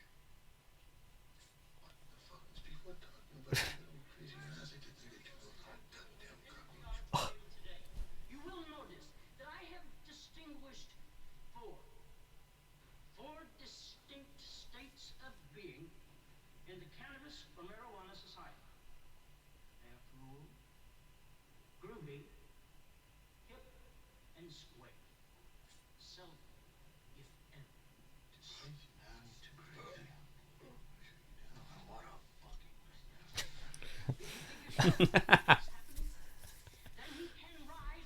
This is obviously a part of the book too, but it's funny, yeah, that they're like these total drug addicts that are in the middle of like an anti-drug like thing, and it's clear that they're like crazy, using you know, it yeah. Crazy, yeah.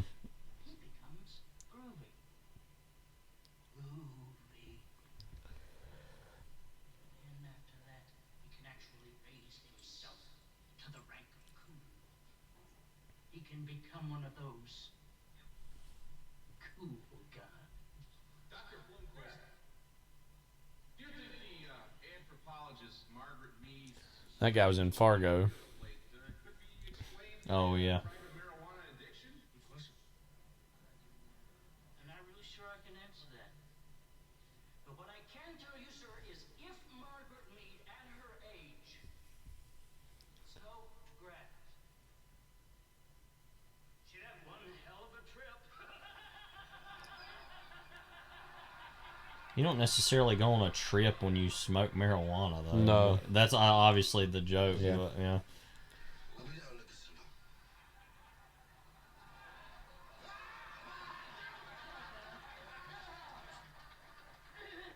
Thank you very much. Thank you. Thank you. Thank you for having me.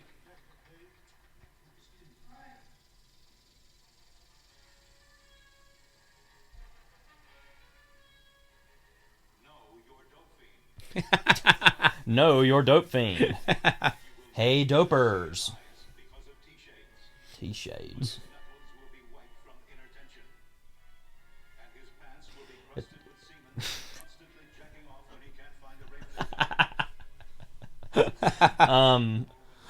Wow.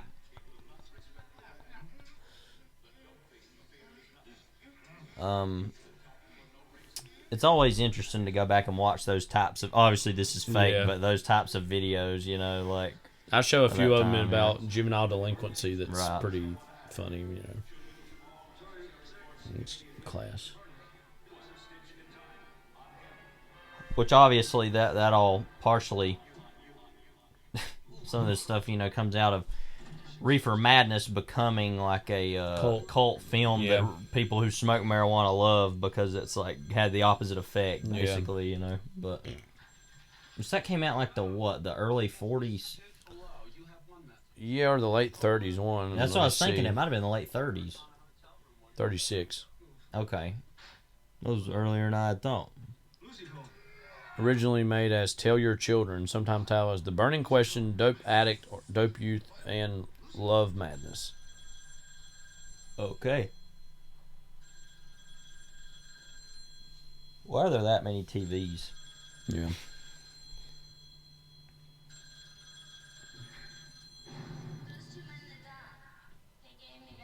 Harry Dean Stanton cameo here. I said Total King. Yeah, we love Harry Dean. In love, like. They gave you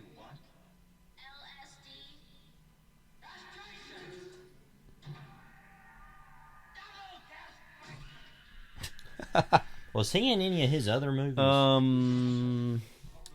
Offhand, I can't think of any. Where's my 357? This room is in my name. Oh, tough titty. Okay, you're right.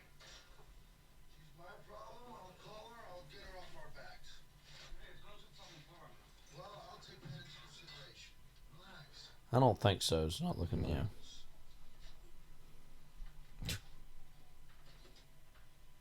The Americana Hotel, room 1600, please. As your attorney, I advise you to take a hit out of the little brown bottle. Well, as your attorney, I advise you to do these insane things. Yeah. But again, who else would he have as his attorney but somebody like this? Right.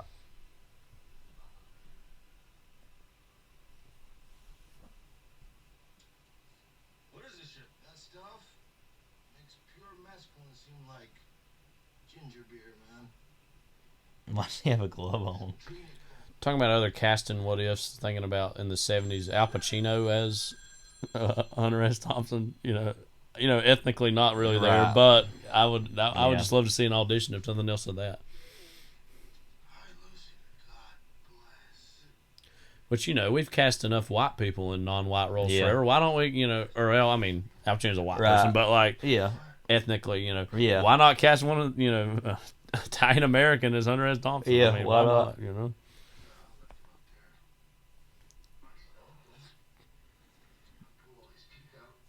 remember thinking, Jesus, what a terrible thing to lay on somebody with a head full of acid. But we have a problem. That bastard cashed your bad check downstairs and gave you as a reference. He'll be looking for both of you.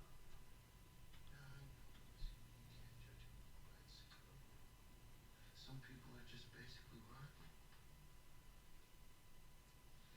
Yeah, I think this is funny. The moment here in a minute when he blacks out, I think about a lot. It's like where he like grabs the American flag and it like falls on him and does that sound. Yeah. Babbling. Again, this pink is just so ugly contrasted with all these other colors. I thought you'd been getting off the whole time, but whatever. Is that E.T. now? Yeah. Yeah, he basically starts acting like E.T. here in a minute, yeah. Oh, this moment.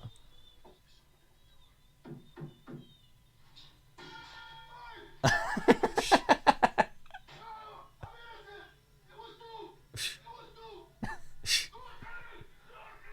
lot going on here. Yeah.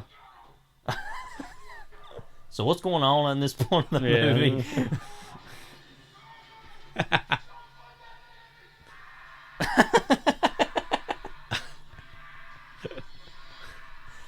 You know what's so funny about this movie to me is that like nobody ever comes to check on any of this that's going on, like because it's like what happens in Vegas hotel rooms stays in Vegas hotel rooms, or later on YouTube, or on premium Vimeo. Yeah. So what was the version of YouTube at this era, do you think? More like the 6 o'clock news, maybe. I don't know. Yeah, I mean, literally, I guess, yeah. But like, where did the madness happen? Yeah. That was it was collected, like in the zines. Like, Yeah, that. Yeah. I remember slumping on the bed. His performance had given me a bad jolt. For a moment, I thought his mind had snapped. But he actually believed he was being attacked by invisible enemies. But the room was quiet again. Where'd you get this? Never mind, it's absolutely pure. Yeah, that much is clear. Satanism freak. I think there's only one source for this stuff. The adrenaline gland from a living human body. I know. The guy didn't have any cash to pay me. He offered me human blood, said it would take me higher than I'd ever been in my life. Some monster movie in the background playing on the TV. Yeah. I told him I'd just as soon have an ounce of soap. Like some giant tarantula movie or something real quick. Or maybe just a fresh adrenaline gland to chew on. I could already feel the stuff working on me. The first wave felt like a combination of mescaline and methadone. Maybe I should take a swim, I thought. Yes, sir. They nail this guy for child molestation. This moment's always shocking. Sure he didn't do it. Why should I fuck with children, he said. They're too small. Right, what did I say? Even a goddamn werewolf is entitled to legal counsel. Didn't dare to try to creep that. Might have picked up a letter opener and gone after my penny loaf. You know? Yeah. Crazy. Why not? We should get some of that. Just be a big handful, see what happens. Some what? Well, he's using the American flag as a bib. Like, Yeah. Sure, that's a good idea. One whiff of that stuff will turn you into something out of a goddamn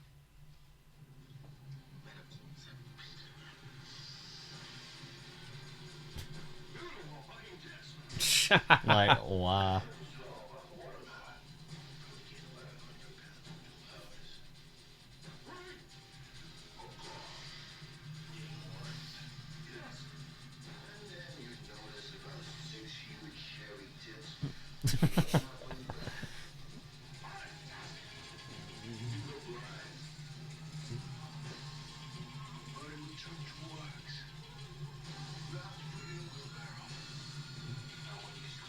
So I wonder how many people made it to this point in the movie, but then decided, you know what, now's my time to walk out. You know.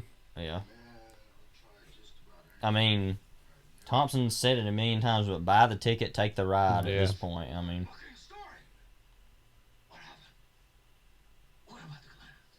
Jesus, that stuff got right on top of you, didn't it? Look at your face. You're about to explode.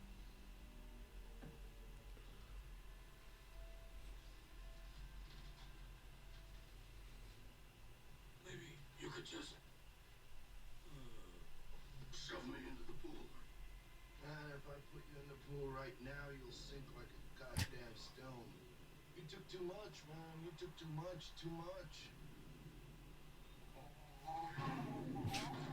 Don't try and fight it. Get brain bubbles, strokes, aneurysms. You'll just wither up and die. The original like lewds scene in Wolf of Wall Street. Martin Luther King there somewhere. It said it's his voice. It didn't sound like his voice. It was supposed to be, I guess. This moment. Like I was saying a minute ago.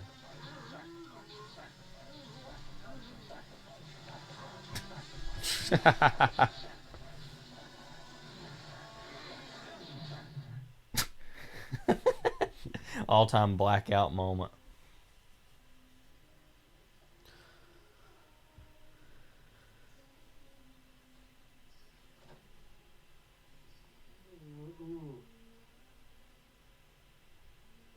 What kind of rat bastard psychotic would play that song right now at this moment? Wow. When I came to, Back alley ambience. Wow. They're like, what? Yeah. You know, just like, what would they even do? Yeah. Just arrest you? Like, There was evidence in this room of excessive consumption of almost every type of drug. yeah, I would say. Since 1544 AD. Like, WTF is going on Yeah. with him, right? Listen, this could be like 3 years later for all I know, Yeah. you know? Like,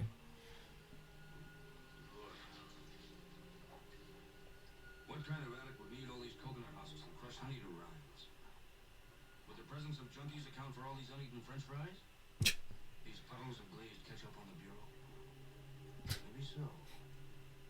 But then why all this booze? Che Guevara. Pornographic photos smeared with mustard that had dried to a hard yellow crust. These were not the hoof prints of your normal penetrating junkie. What happened there? Oh, the all-time moment.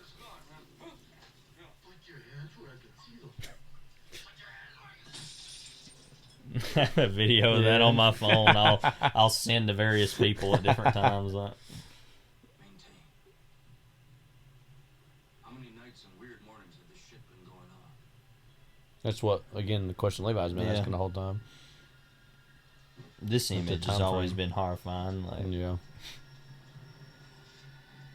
yeah, because I've always, thought, that, like, it's actually more metaphorical of, oh, it's supposed to be 3 days, but then it becomes like, well, it's actually who knows how Yeah. long it's been. Like, why?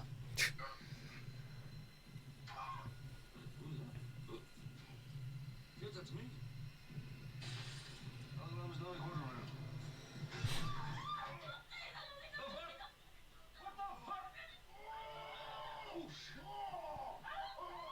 Essentially, the rest of the movie, more or less, is him trying to remember everything that happened just by what was recorded on the tape recorder. Like,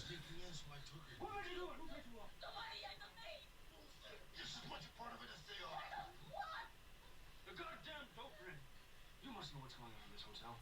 Why do you keep I know you're the cops. I thought you were just there for the cops wouldn't do that to a room, but, clean up the room. I don't know anything about the dope. Come on, babies. Don't try to tell us you never heard of the French Quarrel. Oh, I swear to Jesus, I never heard of that stuff. Maybe she's telling the truth. Maybe she's not part of it. I swear I'm not. I swear. In that case, maybe she can help. well, maybe. I don't know. What do you want? I hate dope. So do we. I think we should put her on a payroll. See what she comes up with. Think you can handle it? What? One phone call every day. Don't worry if it doesn't add up.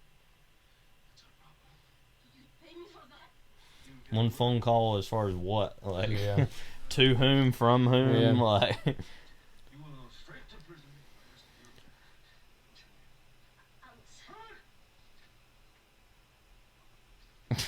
Just drink linen service and ask for Alice. Yeah. You'll be contacted by Inspector Rock. Arthur Rocks. He'll be posing as a politician, but you'll have no problem recognizing him. That's right. Inspector Rock will pay you in cash.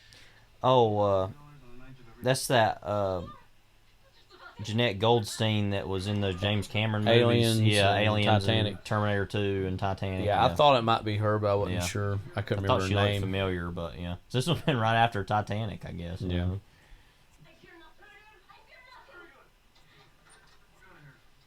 That sound, that door sound. Yeah. Love the movies like, well, whatever at this point. Yeah. Like, Tells us so let's have the door exactly midnight. That way, we won't have to risk another one of these little incidents, will we? Thank God for this. Terrible gibberish. Splintered memories looming up out of the time fog. Just press play. This is it. The American dream. Yeah. We're sitting on the main nerve right now. Yeah, don't get me started. The owner always wanted to run away and join the circus when he was a kid. Now son of a bitch owns the circus. Ah, man. Real license to steal. Oh, yeah. The American dream come true, man. you're Horatio Loudon. Yeah, welcome to the happy place. Listen. Got a monk tea here. Yeah. How much for the 8? How much you got? How much do you think you take for the 8? Just wait here. I'll be back. Madness. It made no sense at all. I desperately needed the facts.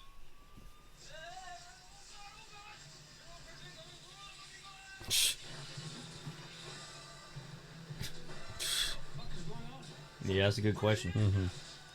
Some have been asking this the whole I've time. always remembered this little section as being just like, what?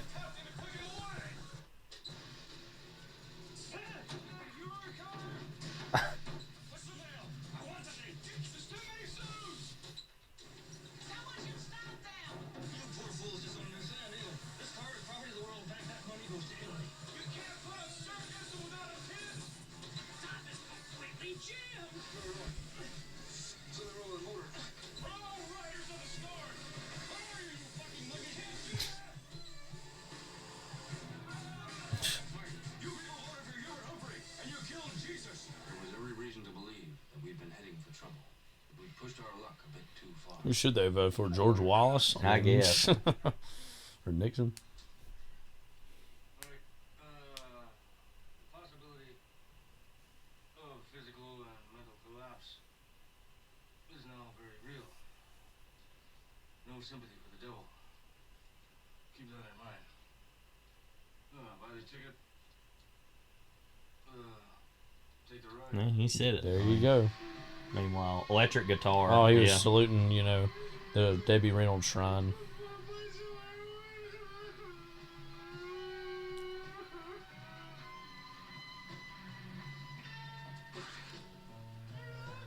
Excuse me.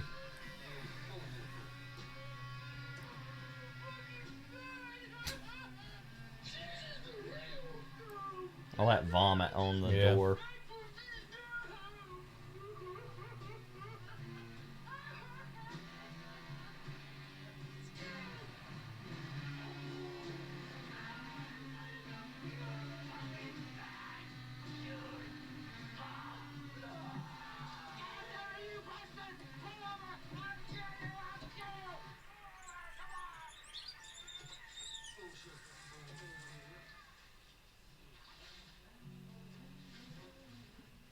How was there water coming from the ceiling? Yeah. You know? Like, what I think at a sense does certain that point, make? they would have came in and Yeah. said, y'all need to leave. Well, also, just how is that? How would that even be happening? Yeah. Too, you know. The mentality in Las Vegas is so grossly atavistic that a really massive crime often slips by unrecognized. Like, that's what I guess he's telling us, you know. North Vegas is where you go when you fucked up once too often on the strip. And when you're not even welcome in the cut-rate downtown places. Or the real trash of the trash hangout, I guess. The North Star Coffee Lounge seemed like a fairly safe haven from our storms.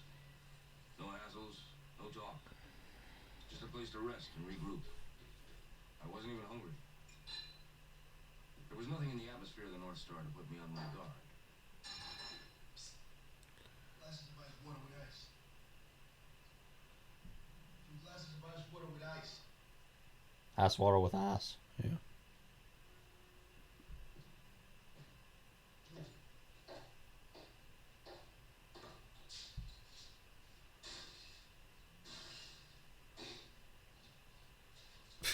She looked like a burnout caricature of Jane Russell.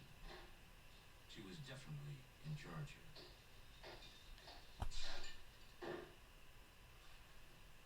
We did it very casually, but I knew that our peace was about to be shattered. You remember there was a section in the book around this point that was about how cheap some tacos were or Yeah. whatever, and they go, "Oh, we can get tacos for like 10 cents or whatever." What is this? Napkin. Don't give me that bullshit. I know what that means. You fat goddamn pink bastard. That's the name of a horse I used to own, man. What's wrong with you? The question mark was emphasized. You listen to me, you son of a bitch. I gotta take a lot of shit in this place, but I don't have to take it off no spit pimp.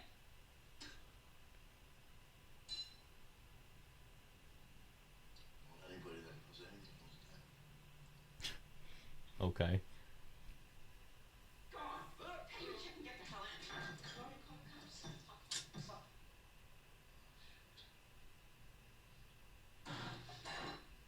What is he doing? Like 5-finger fillet, I guess.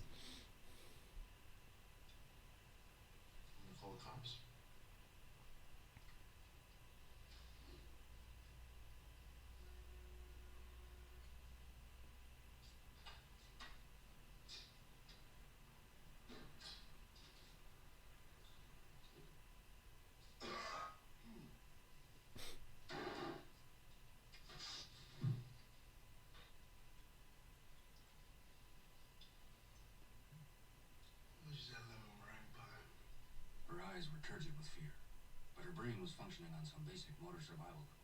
35 cents. How much is that lemon meringue pie? 35 cents. What a waste of talent. Right. I mean, no, a whole pie. A whole pie.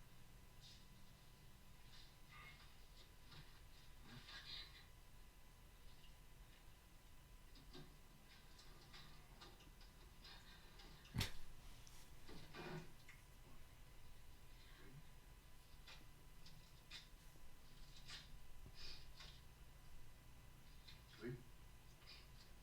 Four. Five. One five. This is the downtime.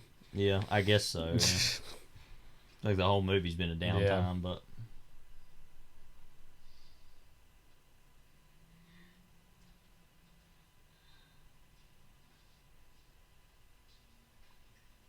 let's not forget this was around the time that it was maybe possible he was going to make a Harry Potter movie. Yeah, Terry Gilliam. Terry Gilliam, yeah. Which he said after the Columbus movies come out, oh, those were so bad, I wouldn't want to do that. And then the Quran ones come out, and the Quran 1 came out, and he said, oh, this was a lot more like what I would have done, or whatever, you know. Yeah. Feeds into that.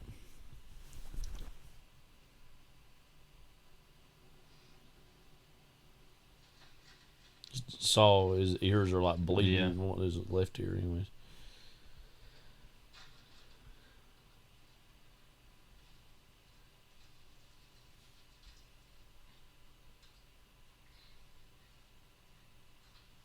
You'll just take that with him.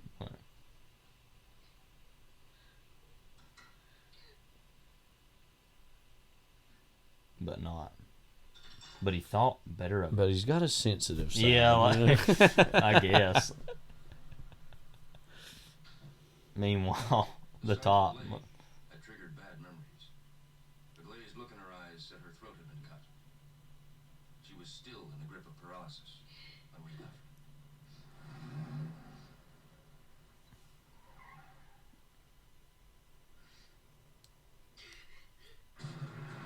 It was all over now. We'd have used every rule that Vegas lived by. Burning the locals. Abusing the tourists. Terrifying the hell. The only chance now, I felt, was the possibility that we'd gone to such excess that nobody in a position to bring the hammer down on us could possibly believe it. 15 minutes to get my attorney to the airport. Could we make it? So finally a deadline. Yeah.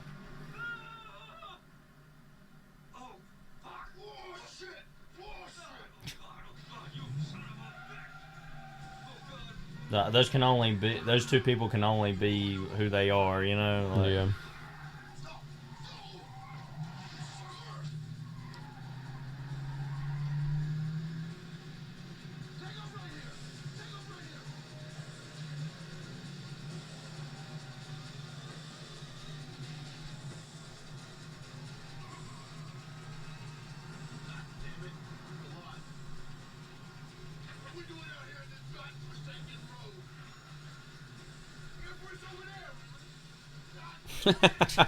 That zoom.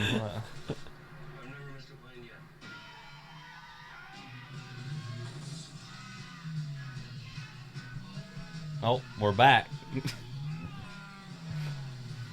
I just really got to know what the price tag for this whole endeavor was for them.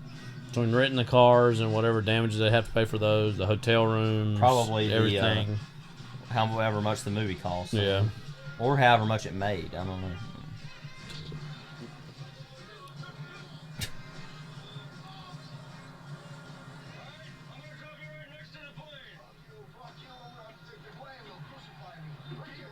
I really do wonder, of course, this is the question of the whole project. How much of this actually happened, you know, and To what extent was exaggeration right. or invention, yeah.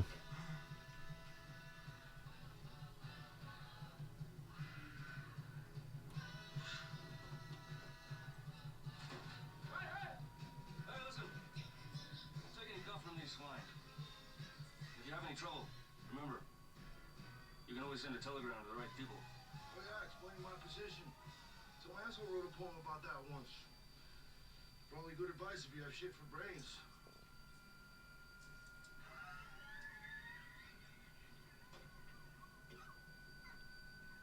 There he goes. One of God's own prototypes. A high-powered mutant of some kind never even considered for mass production. Too weird to live, and too rare to die. He has two goodbye moments on the plane. It's hilarious. Both of them great. Like,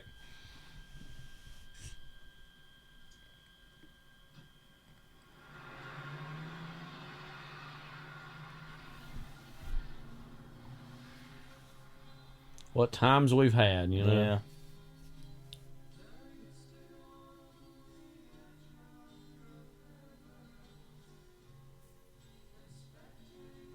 America. America. We're all wired into a survival trip now. No more of the speed that fueled the 60s. That was the fatal flaw in Tim Leary's trip. He crashed around America selling consciousness expansion, without ever giving a thought to the grim meat-hook realities that were lying in wait for all those people who took him seriously. All those pathetically eager acid freaks who thought they could buy peace and understanding with $3 a hit. But their loss and failure is ours. This shot's always been really impressive to me, which it's kind of like sort of the opening of the Fisher King. But kind of the opposite. Right. As far as it comes in rather than goes out. Never understood the essential old mystic fallacy of the acid culture. The desperate assumption that somebody, or at least some force, is tending the light at the end of the tunnel.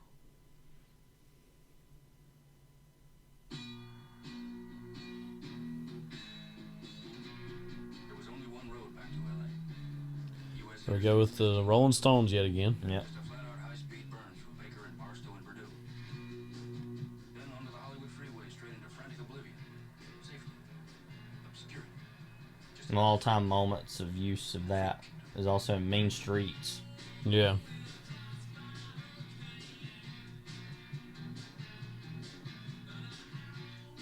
Which isn't the first appearance of De Niro in the movie, but like is kind of introduction in a way almost.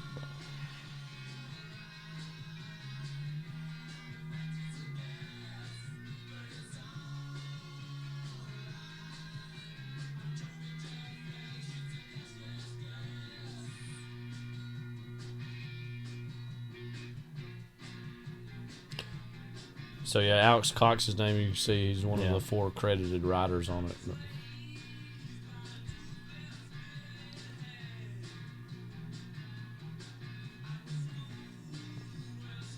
Well, that's a pretty wild movie. That's a wild movie, boy.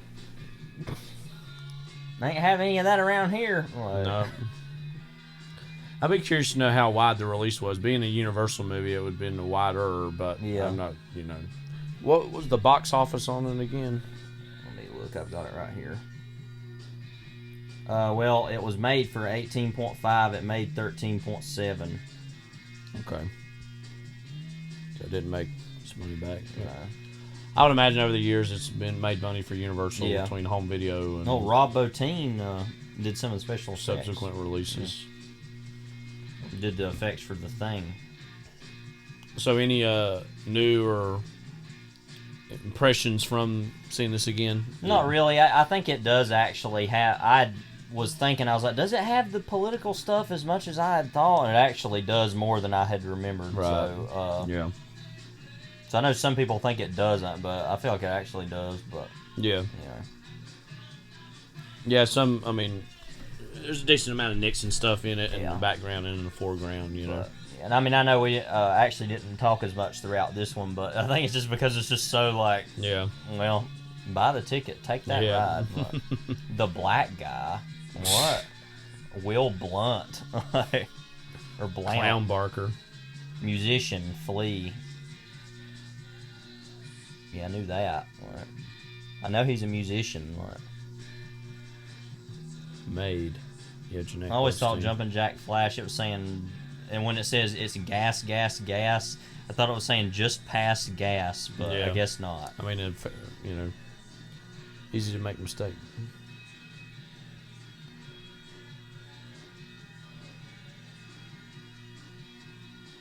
And, you know, I feel like Thompson is so hard to adapt because he hasn't made many straightforward novels. I guess there's the Rum Diary, which Depp was also in. Depp was also in. Excuse me for that. I don't think he's made again. There's been all that many movies outside of those. There's again Where the Buffalo Roam, which is kind of actually presenting Thompson as a character. You know what I mean? Not like going through this fictional, exaggerated Gonzo style context. But are there any pieces of journalism you've read from him that you could see making a story outside of, you know, a cinematic story outside of what we've seen? One. Well, I mean, the Kentucky Derby is Decadent and Depraved, I think could be interesting, but it's pretty short though, so. Yeah. Oh, this is a Dead Kennedys cover of Viva Las Vegas, so. Mm-hmm. Which is the only real way to end this movie, I guess. I haven't really heard much Dead Kennedys myself. They're fine enough. I mean, they're punk, so, you know, take with that what you will, I guess. I've only heard their first album, which is fine. What was the name of that? It always makes me laugh. Wish this was on that album, I think. Really? Yeah.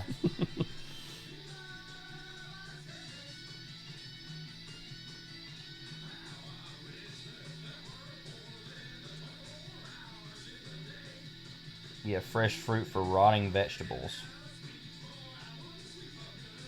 And yeah, that was on there. It was the closing song, so. Well, there you go. Obviously, you see some Stedman art throughout this. Yeah. Closing credits.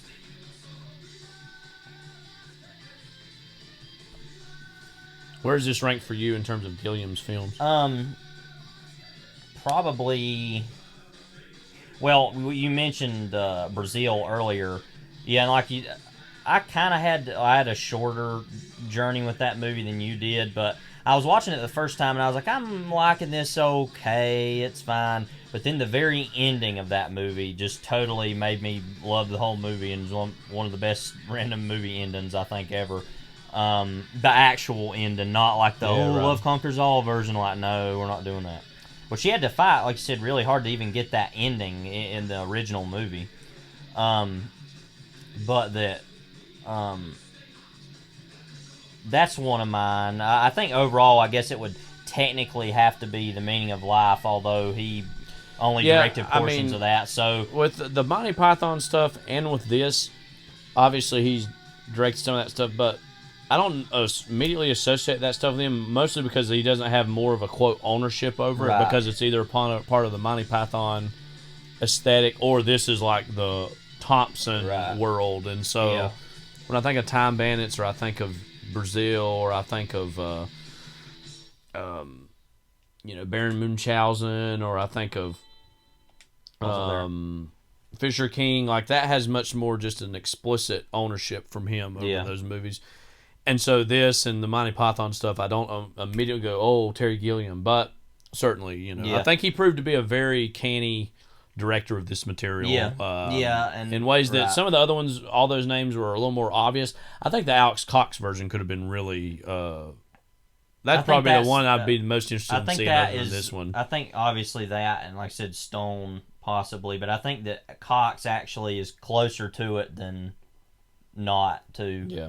Scorsese, I think, is an interesting. Like I said, that was probably something in the 70s when they were trying to get it made. Was probably a version of that at some point. I think at this point in his career, that wouldn't have been as interesting or interesting to him, I would think.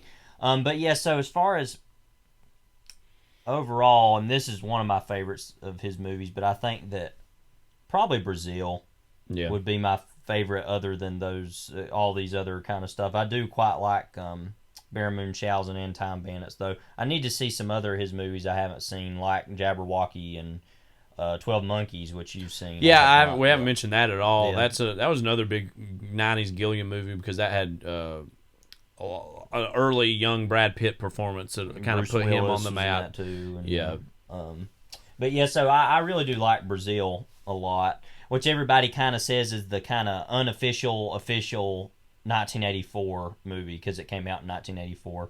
But yeah, something like that I think is a movie that is really good overall, but that ending I think is just otherworldly.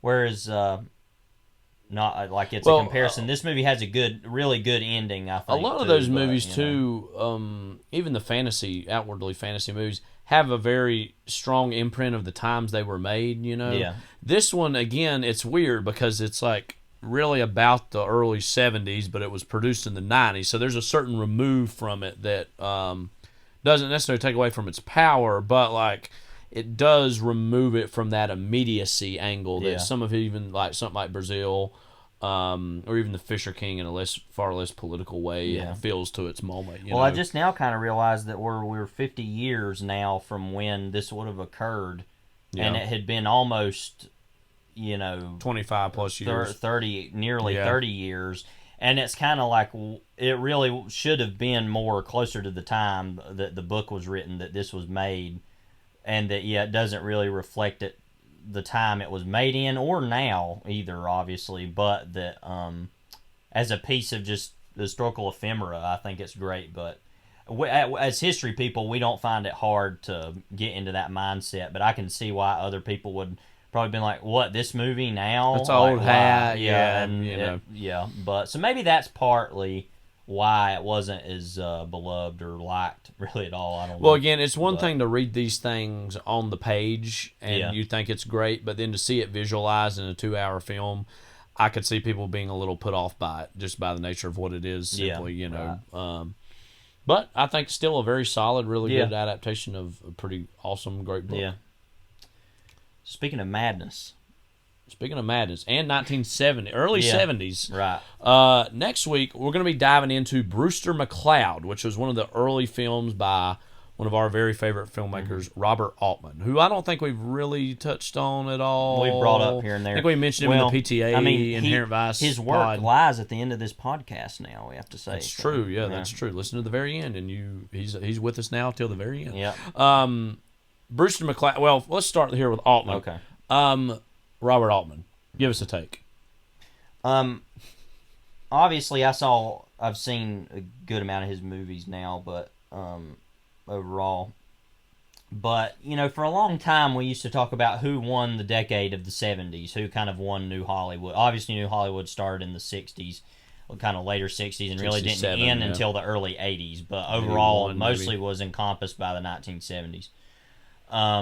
And we used to always say, Francis Ford Coppola, who probably in some ways still did win the 70s with movies like the Godfather movies, and you kind of win cinema when you make movies like Apocalypse that. Now. And Apocalypse Now, and even other films. Well, and he wrote Patton in that decade. The Conversation's obviously great. The Conversation, he produced American Graffiti, just all these different things he did in that decade was astounding. But Robert Altman, who made, what was it, 13 movies in the 70s? I'm going to pull this up and count real quick. And we only lack, I think, 1 or 2 of those films now to see. Because we've seen some of these movies for a long time, right. But we've been going through and watching some of them for the first time recently. Let me count here. Talk while I'm doing this. 1, 2, 3, 4, 5. But that he made so many films in that decade. 13. That's what I thought. 13, and that, like I said, some of those we've seen years ago, like Nashville or McCabe and Mrs. Miller or MASH or what are some other movies of that? Those we've seen kind of early on. Recent years, California Split, Thieves Like Us. Long Goodbye was kind of recently for me. Images, Three Women, A Wedding. We just watched those recently. Buffalo Bill and the Indians or Sitting Bull's History Lesson, I like quite a bit. But yeah, just if somebody to have made that many films in that period of time. And for them to be, if not, I mean, there's some that are very clearly at the top. I mean, Nashville, McCabe, Mrs. Miller are very much kind of on a certain plane of not only two of the best movies of the decade, two of the best movies, period, and very game-changing movies. But even all these some of these that kind of fall through the cracks are still a big deal. And we're actually planning on watching MASH by the time rewatching MASH, I should say, by the time we do Brewster McCloud. But that's a movie that I probably like a little better than you, but I'm still not quite totally MASH. Taken with. Yeah, I don't really like it. But we're actually going to watch it in prep, so next time you'll hear us, we'll have watched it again. But yeah, I mean, and again, there's like the, quote, stereotypical Robert Altman, I feel like, which is like almost like Nashville or Shortcuts in the later like 90s. Those like ensemble movies of like the overlapping dialogue, and like that the movies are just so big that they have such big cast. Shelley Duvall's here, Lily Tomlin's there. You see a certain recurring cast members in there. But then again, one of the more surprising things I think for us when we went through is movies like Images, movies like Thieves Like Us, like Three Women, even A Wedding to an extent. It's kind of part of the ensemble thing. But it's just like not the, quote, stereotypical Altman movies that get thrown around, but are still very much have his soul and his imprint, but are also about different things also. So I think, again, there's a lot of directors you can say, quote, won the 70s. Hal Ashby's another one you could throw in. Certain people have endured for so long, like Spielberg or like Scorsese, that had great films in the 70s. And you had people like Michael Cimino at the end of the decade who was making movies like he was, or even with Thunderbolt and Lightfoot was a little earlier, but who like made really good movies, but then destroyed his own career. What's interesting, over the course of the 70s, somebody like Woody Allen arguably, got better movie to movie, and his best work was in the 80s. So the 70s, again, we've talked about New Hollywood ad nauseum. We will continue to do this. So there's so many rich movies to pull from. Altman's career, I think, is among the most interesting. And to that end, Brewster McCloud, I think, is among his most interesting movies. One of my personal favorites of his. And I think it's very telling it come out the same year as MASH, because I can't, frankly, think of one film without the other at this point, because they're both about a certain societal collapse that's almost happening in plain sight. Now, of course, MASH is set during the Korean War, although when it comes out, it's obviously about the Vietnam War in some ways. Brewster McCloud's a contemporary movie set in 69, 70 when it would have been released and produced, and is very much about that same sort of institutional collapse, but actually here at home. One of the best underrated actors of that era was Bud Cort, of course, who was in also Hal Ashby's Harold Maude. He's really great as the lead in the movie. But the movie is just so big and so weird. There's so many threads going through it. And I look forward to kind of trying to untangle some of those. And supposedly that was Altman's favorite film that he ever made, which is the most Altman answered anything. I think he's trying to be a little cute by saying that, but I know that it kind of and MASH was such a huge success. I think that come out around that time and kind of got put under the, that it kind of got sidelined. And so you hear that sometimes with directors, is sometimes it's a very subjective and personal thing for them to say that I think he felt like that movie kind of got buried by the success of MASH, and again, he was very successful in other movies, and he always had a soft spot, I think, for Brewster McCloud. What's interesting to me about the place of Brewster McCloud and his filmography, which was very early, I mean, he had made some movies in the 60s like Countdown and That Cold Day in the Park and other random things, none of which we've really seen. I haven't seen any of his movies before MASH. I haven't either. Which I really would like to. But. Yeah, in 57 he does The Delinquents, and then he jumps to 68 and 69. He does Countdown and That Cold Day in the Park. Excuse me. He might have done TV in between there. I know he made a documentary or like kind of a docudrama, the James Dean story at some point in the 50s. Yeah, it says about the 60s he established himself as a TV director due to the ability to work quickly and efficiently on a limited budget. So he did a lot of TV stuff. Yeah. Kind of in the but early anyway, mid-60s. so that he would make a movie like MASH, which obviously was his breakthrough film. And then he would make Rooster McCloud, which is kind of the same movie, but like I said, it's even more off the chain, not expressly political as MASH is, and is literally what that movie is about is just like what, which we'll say for next week of like what is that? What is that's what this movie's about? Is that? But then that he would make those two films and then go and make McCabe and Mrs. Miller, which is clearly an Altman film, but is one of the most sober movies that he's ever made, both in its disposition and kind of what it's about. Yeah. And that it's, obviously has its hilarious moments, and Warren Beatty has his kind of, a frog wouldn't bum his ass, you follow me? And whatever, and all the craziness of that. But that it's relatively a sober, stable movie, comparatively. And the visual style and the music of that movie just add these whole other dimensions to it as well. Sigmont's filmography and Leonard Cohen's music and that, and that then he would go on to make like other movies like what were some movies after that? Well, I know Images came after that, I think.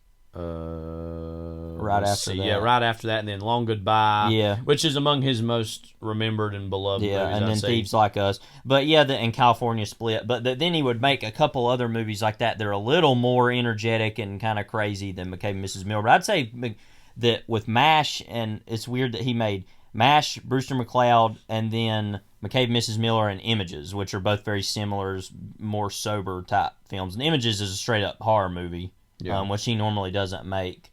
And it's he produced at least a movie a year all the way through the 70s, sometimes 2 or 3. Well, let's see. 70 MASH, Brewster McCloud, 71, 72, 73, 2 and 74, 75 Nashville, 76 Buffalo Bill, 77 Three Women, 78 A Wedding, and 79 Quintet and a Perfect Couple. So extraordinary. I mean, and again, he's kind of in more ways than one the Godard of the 70s. And again, even in the 80s, which was a quote kind of a down time for him. I mean, Secret Honor was in '84. I think a lot of that movie. I like that a lot. Speaking of Nixon, funny enough. And then he kind of came back in the early '90s with the 1-2 punch of The Player and Shortcuts. And his last movie, Prairie Home Companion, was 2006. So I think he just has such a rewarding filmography. Mm-hmm. And Brewster McCloud is just a very rewarding movie. And again, I hold it personally as one of my favorites from him. And I've only it's got seen flaws, it. though. It's not like perfect. I mean, no movie's really perfect, I guess. But, I mean, Nashville is one of my very favorite movies. It's like in my top 5 favorite movies ever. So, I'll be excited to dive through Altman. Yeah, and we will be doing other of his movies later on throughout this long hopefully the long life of this podcast. But this is one I think is a good one to start with because of the randomness of it. And if you've never heard of it, then now's the time to go watch it. But so I'll be interested to do that next week. I've only seen it once myself. Seen it maybe 2 or 3 times now. And I liked it. I'm not as big of a fan of it as you are, but I do like it more than MASH, definitively. But we're gonna rewatch MASH, so we'll see what. We'll probably talk about that a decent amount. Probably our reactions to that, and kind of where that. And I'm very interested always in discussing that and the TV show and kind of how different they actually are. But the little bit that I've seen the TV show anyway. But So anyway, hope you enjoyed our discussion of Fear and Loathing in Las Vegas. This is Kyle. This is Levi, and I think we're gonna end this with debt on David Letterman back when he was on the air years ago, discussing his first meeting with Hunter S. Thompson, which is as wild and crazy as you would expect it to be. So take care. God bless. Hunter S. Thompson, a friend of yours. You met him late in his life. Yep. And we were talking about this earlier. In the literary firmament, contemporary literary firmament, where would we place Hunter S. Thompson? I mean, for me, I think Hunter is one of the most, without question, one of the most important writers of the 20th century. He reinvented a style of writing, by putting himself into the situation, by living it. This was the phrase, the gonzo journalism stuff? Yeah, yeah. And as prolific as he should have been, or not? Pretty prolific for a very long time, and then, you know, later in life, just kind of veered off, you know, a little. In terms Demons. of I mean, he was on the old show 2 or 3 times. Yeah. And I can remember those segments. I can hear in my head the second hand clicking, because with him you just didn't know. You know, it was is an ambulance on its way? What will Hunter do? Will he be here? Will he not be here? Well, yeah. No, he was very unpredictable in a lot of, I mean, in every way possible. The first time I met him, I happened to be in Aspen. This was December of '94. I happened to be in Aspen, and I got an invitation from a mutual friend. Said, "Would you like to meet Hunter? Come to the Woody Creek Tavern at midnight or something." So I go to the Woody Creek Tavern. I make my way to as far back in the place as I can, you know, the back wall, just to kind of be invisible.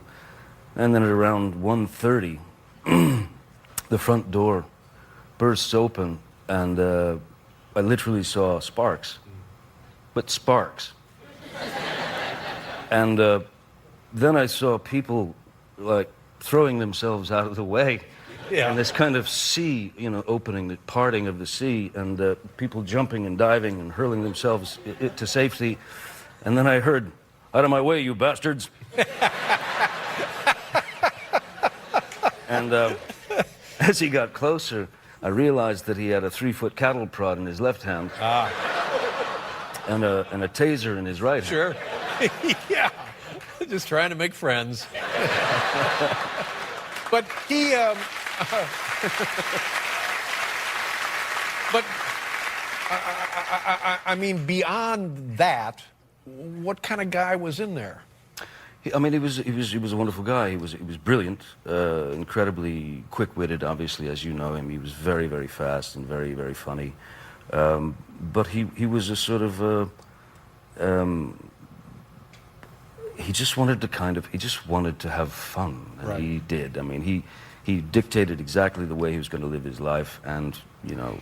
Was he frustrated because he maybe was on? And I don't mean to be flip about this, but on the wrong planet. Was he one of those guys that just didn't kind of fit in the way he, or maybe he didn't care? Oh, he couldn't give a rat's. Yeah. He really didn't. So it didn't make any difference what planet. It was all going to be about him. Exactly. Yeah. The economy, stupid.